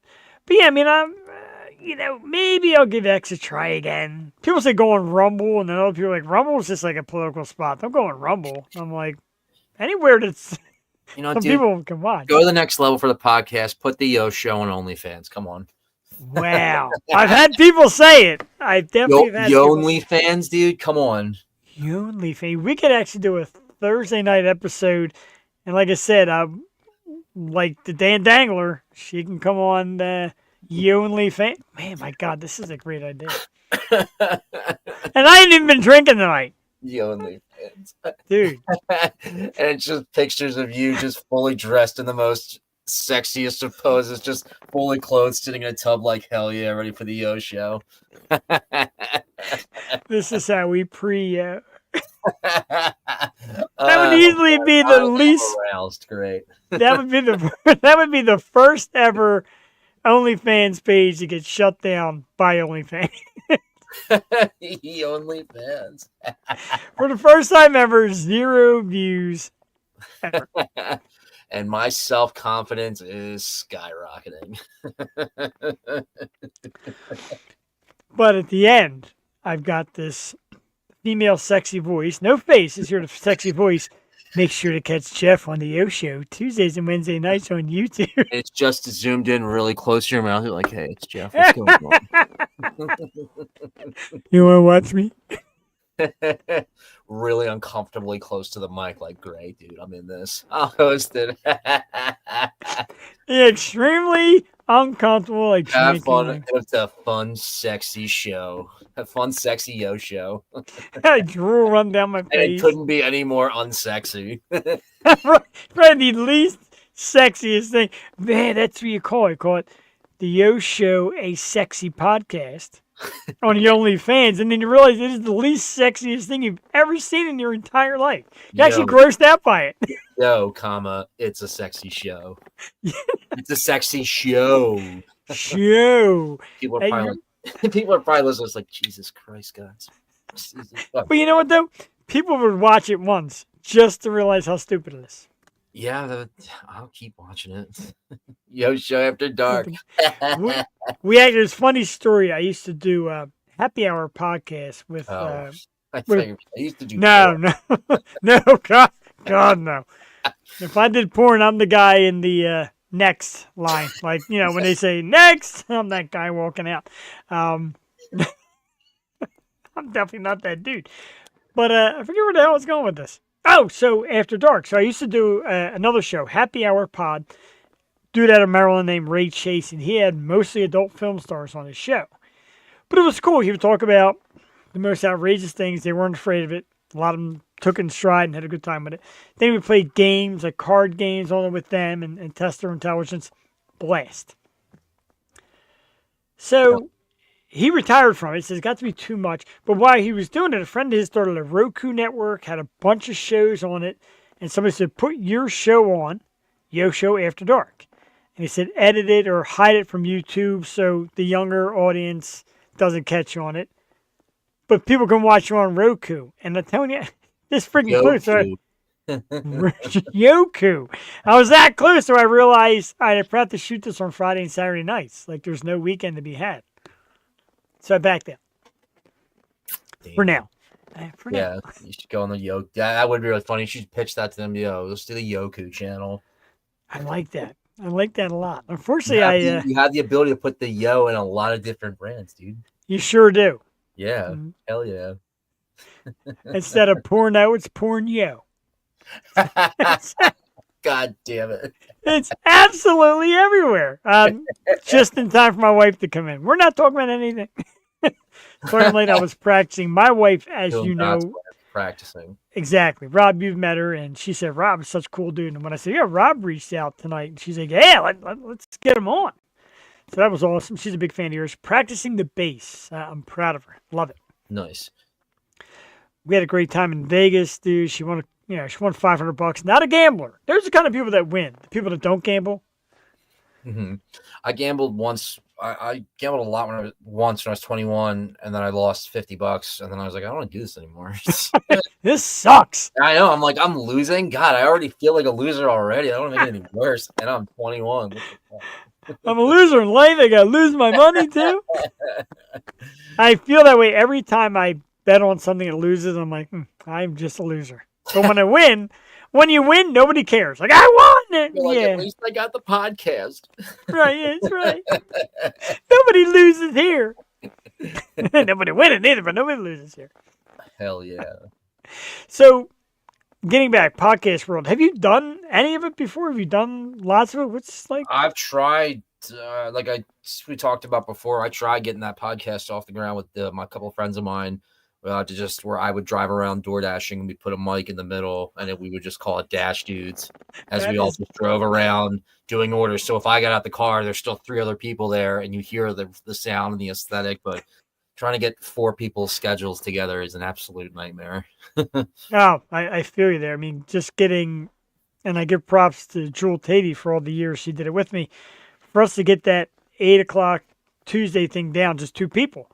Once in a while I had a hiccup. Work thing, etc. Very rare. I think we missed maybe in all the years, in 8 or 9 years, we missed maybe 5 nights. Mm-hmm. So I get that, dude. Let alone 4. And that's how I kind of got in the podcast world. A buddy of mine had a show. He tried to have 4 co-hosts. Well, one day all 4 co-hosts went to the Rangers game and he had nobody. So he called me. He's like, dude, I need a favor. And the rest is history. Hell yeah. Yeah, I tried doing a podcast a while back too with a buddy of mine. We got together once to do it, but then it never really went anywhere. And I was like, damn, dude, got all this personality to know where to put it. Right. Like I gather from this, and I'm not saying this because you're kind enough to join this dreadful program of mine, but I think you got that it. And like I'm laughing just watching some of your facial expressions. I even text you like, "You all right?" And you're like, "Dude, I'm just trying to match your energy." Some of you're just like, "Yeah." It's funny. Like, there's a Family Guy clip of Peter looking at these donkeys, and he walks past one, and it has green sunglasses on. He backs up. He's like, "I don't know what it is about you, but you've got it." And I'm like, "Oh shit!" Yeah, shit. Something about green sunglasses, for the love of God, but. It's funny, man. Like you're like even the backdrop's cool. It's kind of groovy. You got a little groovy thing going on. That's why it's all about the shades. Yeah, see, my wife wants to go to parks this weekend and play Wheel of Fortune. It's addicting. Once you win, you always want to keep playing. I played the Wheel of Fortune game and then the boardwalk where the light would go around the thing and I would put a Yeah. quarter and try and hit in the middle. That's just, that's about the farthest extent of my gambling career. Right, there you go. Mike Kennedy, great local dude. He likes the sound of Dash Dudes. I like the sound I of want it. to do it so bad, but it's just so difficult to get people's schedules together. I would love to. We had one episode that we put on YouTube. If you search, I mean, it's not the greatest quality, but I mean, me and a couple buddies of mine, we tried an episode. It came out, I thought, pretty good. Writing it down. Store, having a conversation. We just got to get good mics and mic ourselves up, and we could do it. I have that artwork I sent you. Yeah, that I have. Yes, you did. It's fun stuff.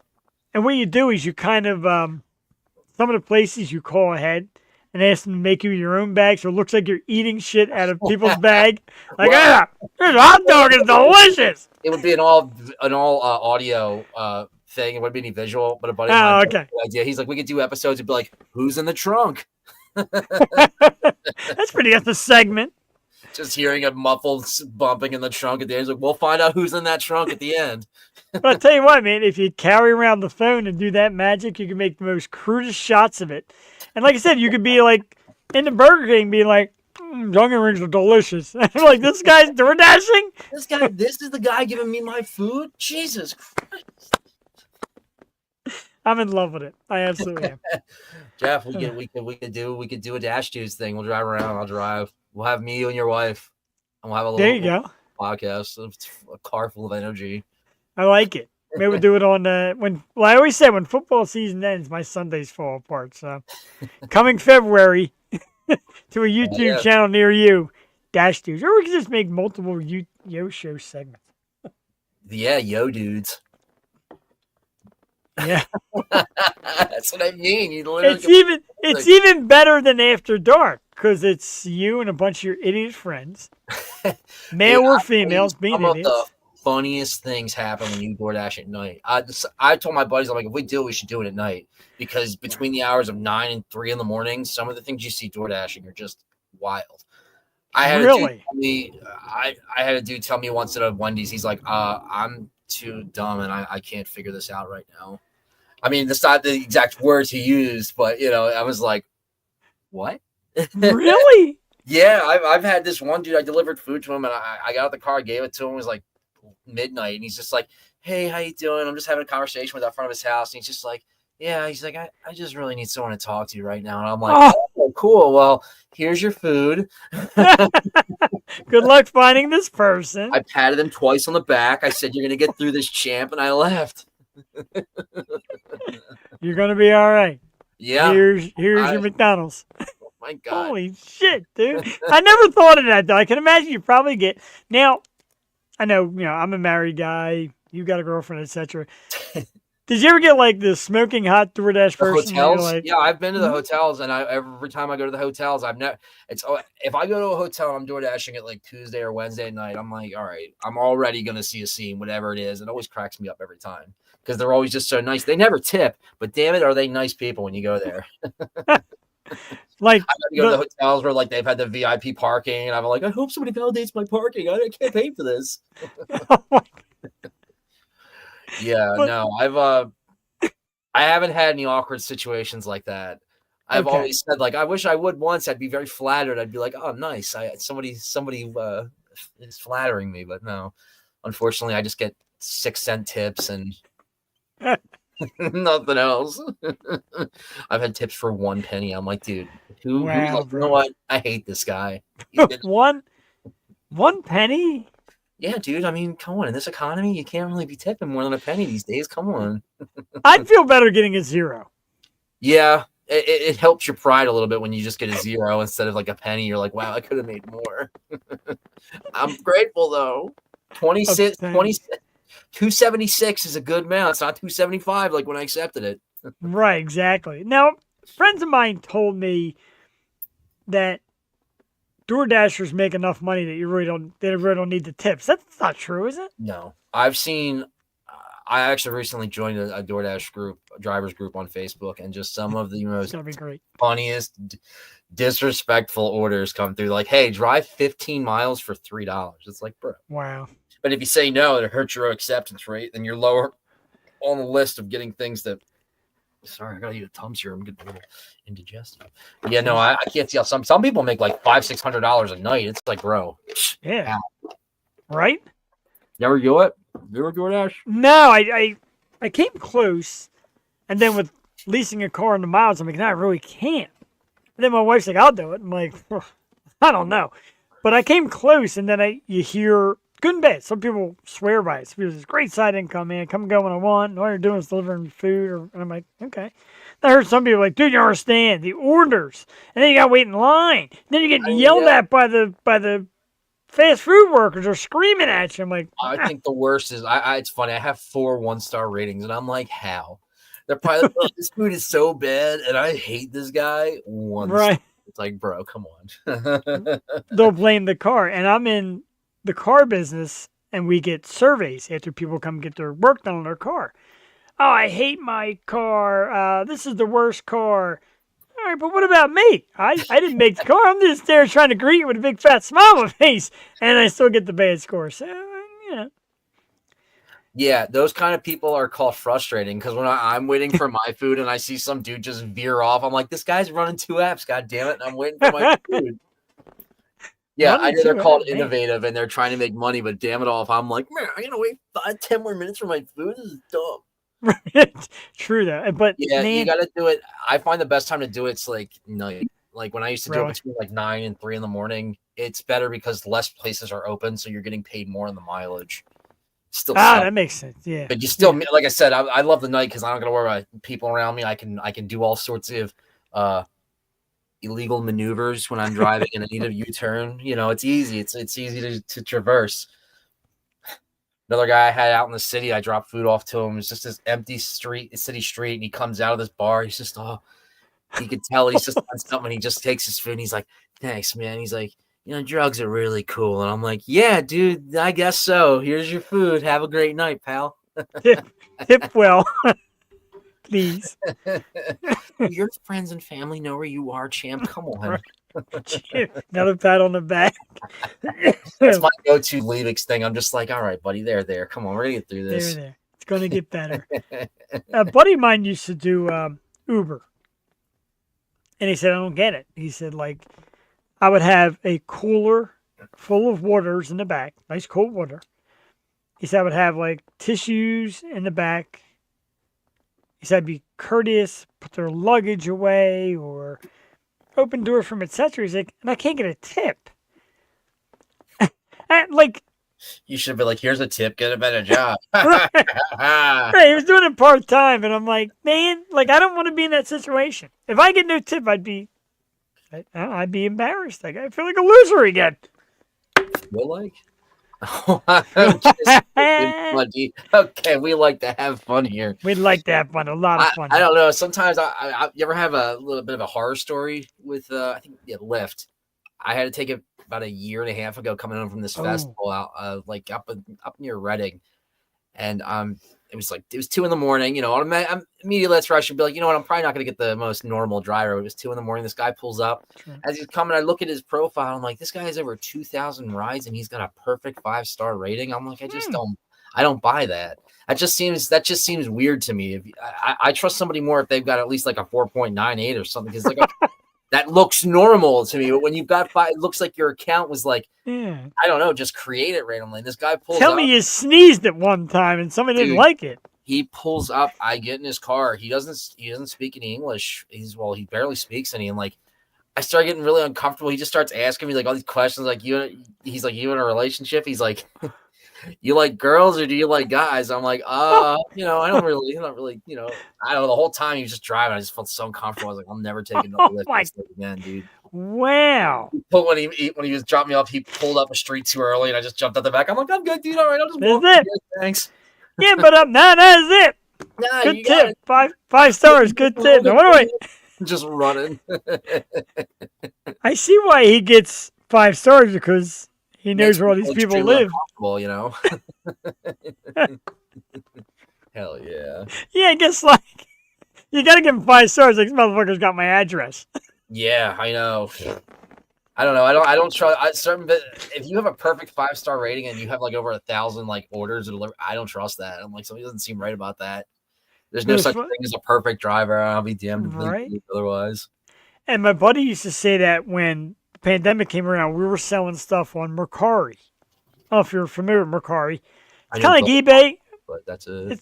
It's kind of like eBay, but no bidding. You set a price, and people will pay it, or they'll try to have you for a buck or two, whatever. Mhm. And that's where I got a lot of these. Like during the pandemic, people were giving these away for nothing. Their So I misfortune is your gain. You're like, just hell yeah. the 200 hour valued Funko Pop for $30. Um, but I would do it. I started buying them cheap and reselling them, and there was fools out there like me buying them. And my buddy always said, "Don't accept an offer from a guy with a perfect rating." I'm like, "That's stupid." He's like, "Trust me, don't buy from a perfect rating. Yeah. Don't sell to a perfect rating." Okay. So this perfect rating guy wanted to buy one of my, I forget which one it was, and they agreed. Now you get 3 days to send it. They send you what do you call it? A PR code and all that. And so literally a day went by. Hmm. The next morning, I get a message from this dude. "So did you send it? And what kind of box is it in? What kind of bubble wrap are you going to use? Are you going to wrap it then bubble wrap?" And I'm like, holy shit. So I'm looking and I start wrapping it up, get the box, put the code on it. Another message. By the way, no cardboard box if you could avoid it. Try to get a box that appliances come in or something of that nature. Yeah. What? It's a Funko Pop, bro. So he sent another message, something goofy. I sent it to him. He gets it. A couple days go past, and I got 3 out of 5 stars. And I'm like, what the You fuck? should. Yeah, so I messaged him. I'm like, dude. He's like, the box wasn't to my liking. The figure's very nice. He said, use bubble wrap. And I thought we agreed you weren't going to use bubble wrap. And I'm like, wow. So yeah, so fuck your rating. I would put it in like what's it? That shit that goes in the wall. Drywall? No, the stuff behind the drywall. Oh, Yeah, just wrap it in that pink shit behind the wall. that insulation. Here you go, Yeah. dude. Yeah, installation. So here you go, dude. It's all I could do. Sorry. I had a guy get mad because I sent like a refrigerator box size thing. He bought a video game stool, and I said, "I don't have a box." He said, "Put in anything." So I sent it in this refrigerator box out to him, and of course he gave me a bad rating and said, "What's with the box? You being a smart ass?" I'm like, They should just feel like the bad ring should just say, yo. yeah, right. No more ratings. Then Oh, we're man. selling shit with ratings. I'll tell you lately, I've been seeing a lot more. I don't know if you've been seeing a lot of this AI shit that's been popping up lately. Like, Yeah, bro. lately I've been seeing it a lot on Instagram, and it's like AI chats, and Yeah. it makes me uncomfortable. It's like, oh, chat with the Argumaster, and then they have a picture of the person, and then they have like a little thing. It's like, welcome to the arena, mortal. Try your best. It's like, bro, who programmed this? What? Like, I get scared. And like, again, I mentioned that episode with Dan Dangler, and she said they're making an AI thing where it's going to be like her, I guess, face. Yeah. And dudes will get to have like an AI chat with her. She won't be there, but they will AI her saying shit. And I'm like, God, that is creepy. Fiberglass. God damn it. Thank you. Could you But I imagine feel like, AI yourself as a Yo show? It's like, okay, the Yo show is now just going to be an automated. It's going to be an AI generated version of you speaking AI generated voices, like terms that you say. it'd probably be so much better. It'd probably just be you sitting back, just going, yo. No, maybe I'll say good shit. And people actually watch. They just say, yeah, you just say that they just say the taglines, the Yo show taglines. I'm like, yeah, there you go. Dumb shit I say, like fan geek or meeting celebrities in the Like, bathroom. comment, subscribe. It's sicker every minute. It's what we do. But yeah, we got this. You mentioned AI, the first AI humanoid robot. This thing's scary looking. It's about 6 foot tall with a silver face and like some jogging suit on. And it's supposed to clean your house, do household chores. It'll make coffee. I don't And we trust got robotic to make coffee for me. I'm sorry. Yeah, right. It was like that Robin Williams movie, Bicentennial Man. Kind of. Yeah, I don't want no AI making coffee for me, dude. I don't like any. I don't even want my wife making coffee for me. I kind of like to know what's in there. That's machinist, and I don't know. That's pretty. It's not very forward thinking of you to think that. I'm a little scared. Aren't you a little scared? I've kind of surrendered to the flow with AI a little bit. I mean, what freaks me out is just how it speaks and how like you have to look for very small little things that just give it away with AI. Like I find that like double spacing after certain like you can see it in the grammar, and it's kind of disappointing because like you think you're talking to somebody real, and then you just see that little telltale in that in the AI, and you're like, God damn it, fucking fake. So I guess it's not. I guess it's not Wendy twirling her hair. This isn't an actual person that wants my last four of my social. It's a stupid robot. I don't want to talk to them anymore. Right, I'm done here. It's like I don't know.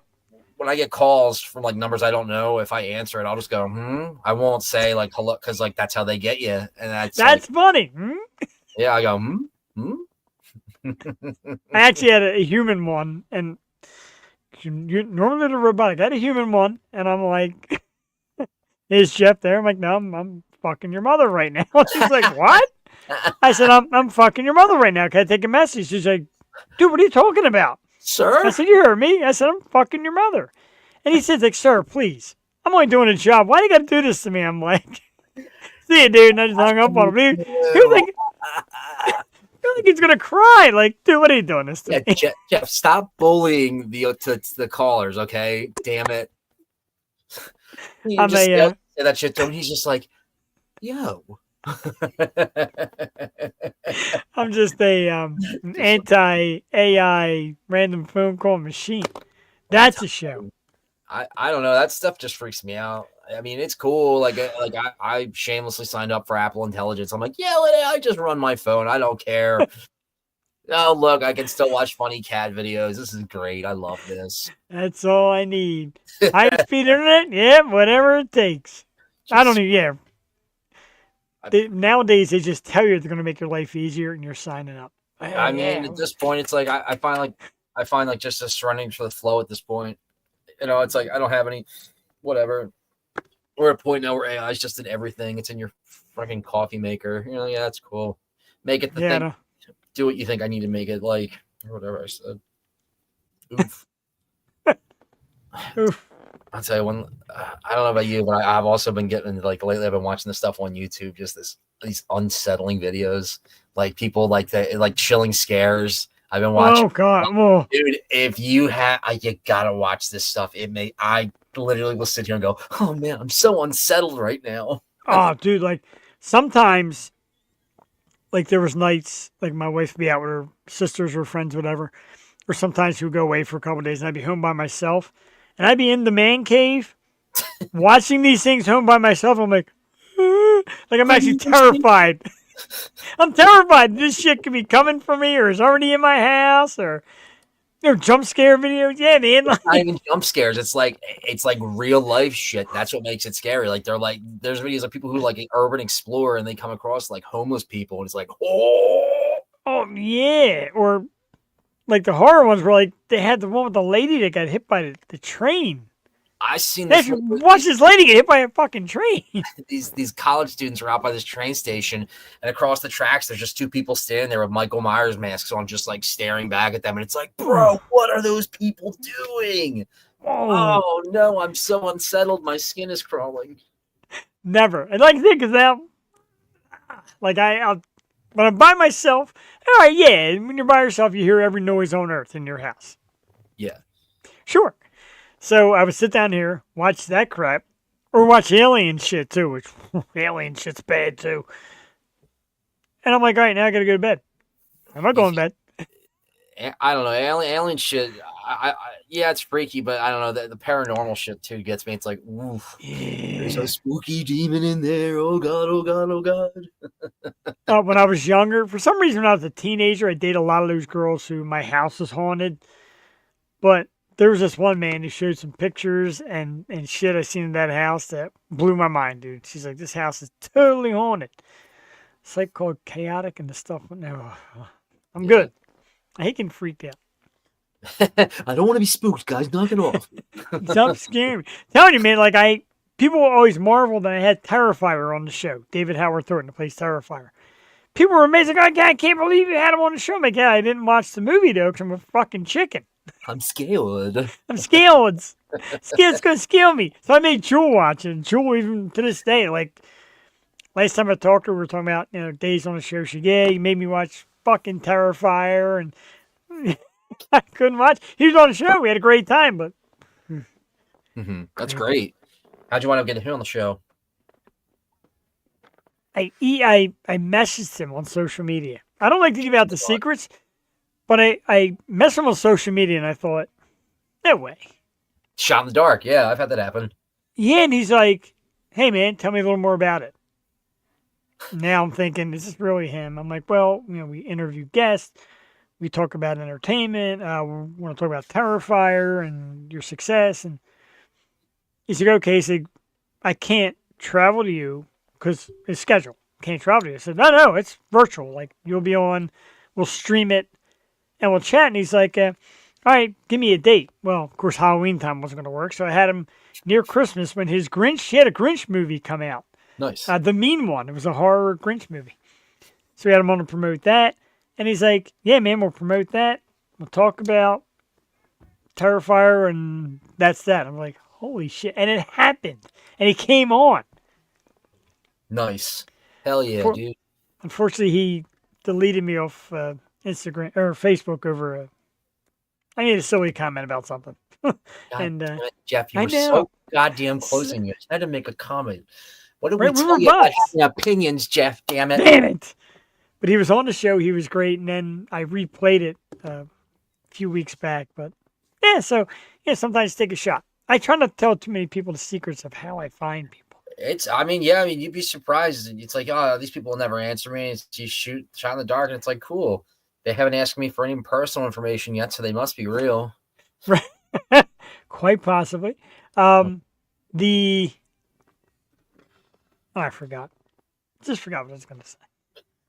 Yo. Anyway, Terrifier. But the coolest rejection letter I got was from Scarlett Johansson.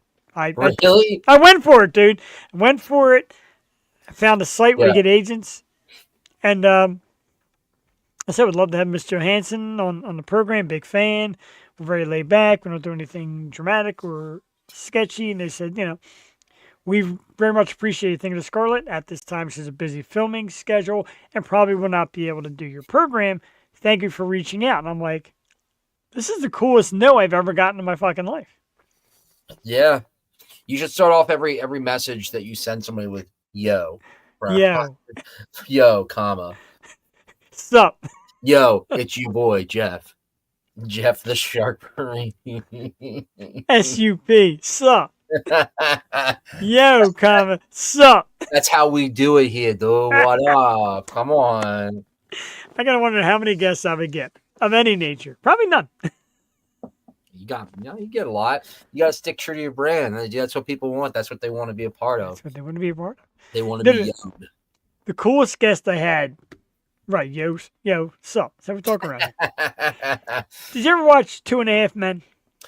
I'd seen some episodes growing up when it was on TV, but I didn't really commit my life to it.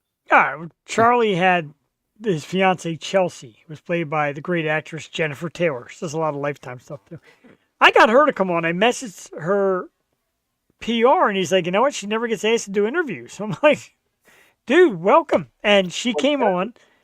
She had a huge following, too. She's very popular. And I was blown away. She came on. She was cool. She was talking about how, yeah, I take my kids to the bus. I'm just a regular mom. I'm like, how many dads are looking out the window? Like, oh, my God, there's freaking Jennifer Taylor. She's like, doesn't happen that way. I'm like, wow. Just a freaking regular person. I wake right, up, I get to school, I go to bed. Hey. I'd be looking out the window. She's pretty hot. Holy shit. You know what I say? Shoot your shot. Like tonight with Rob. Rob's like, hey, man, I'll guest co-host. I'm like, yeah, let's do it. And I got to tell you, man, I had a freaking blast. This 2 hours flew by. I'm glad I'm off again tomorrow so I can have a little more fun around the house here. But yeah, we do this every Tuesday and Wednesday night, Rob. If you're up for it, I'd love to invite you back sometime upcoming Wednesday and do this again, man. I had a great time against Rob.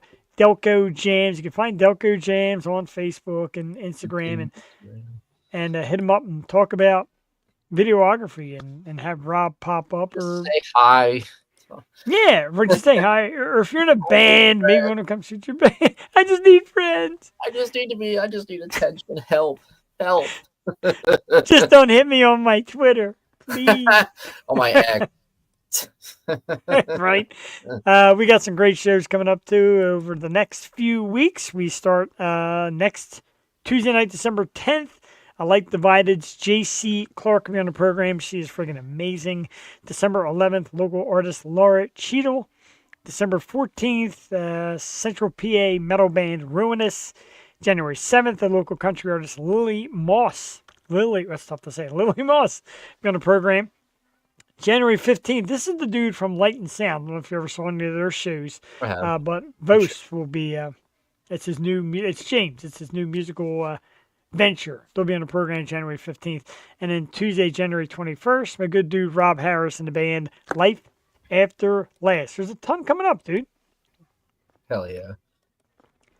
Thank you, brother. Of course, Michael Kennedy, my man. Thank you. Man. I know, right? Everybody said it. Everybody gets on that. Last night, the ladies were like, "Whoa, who's Michael?" Like, right? Nice cigar. I used to love smoking cigars before, but that's all right. A massive thank you to Alyxx. Once again, you can find Alyxx, Facebook, Alyxx, Instagram, official Alyxx, Linktree, /official Alyxx, and officialalyxx.com. New single comes out Friday, as well as her performance. Thank you, everybody, for tuning in. Thank you to Rob from Delco Jam. Really appreciate it. So, like I said, we're going to start mixing up the songs that we enter with and leave with.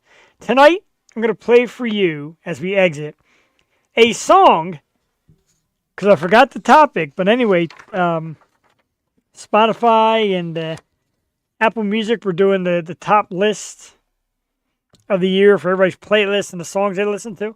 This was my number one song of last year. I actually called my theme song. Crooked Ways is the band. A Moment to Borrow is the song. Apparently, my theme song from last year. Hell yeah. We leave you with this. Yeah, man, it's a kick-ass song, too.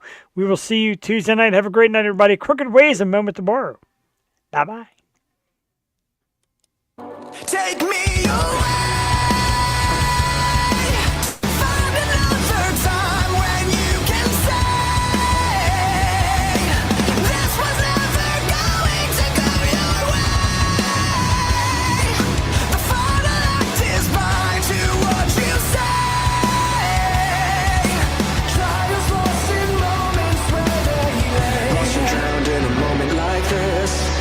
A dream past the veil, it won't exist. Secret nights tucked away that come to light. Cast a stone, activate your fight or flight. A tattered shell of who you are. It's locked away, you've gone too far. Trust you can find in anyone. You can't pretend it isn't. I can't remember all the times you showed me where to surrender. Surrender all the life you owe me. Take me away to find another time when you can say this was never going to go your way. The final act is blind to what you say. Trials lost in moments where they pushed away and set up to fail. Those thoughts when you sleep that can't be real. Bringing out something that you know. Going back to a time it wasn't shown. What it becomes is nothing more than places that you've been before. This double vision telling lies. A light that darkens when it's I can't remember all the times you showed me where to surrender. Surrender all the life you owe me. You can't regret it, you can't forget it, you can't forget it now. So apathetic, you're so pathetic, you're so pathetic now. Take me away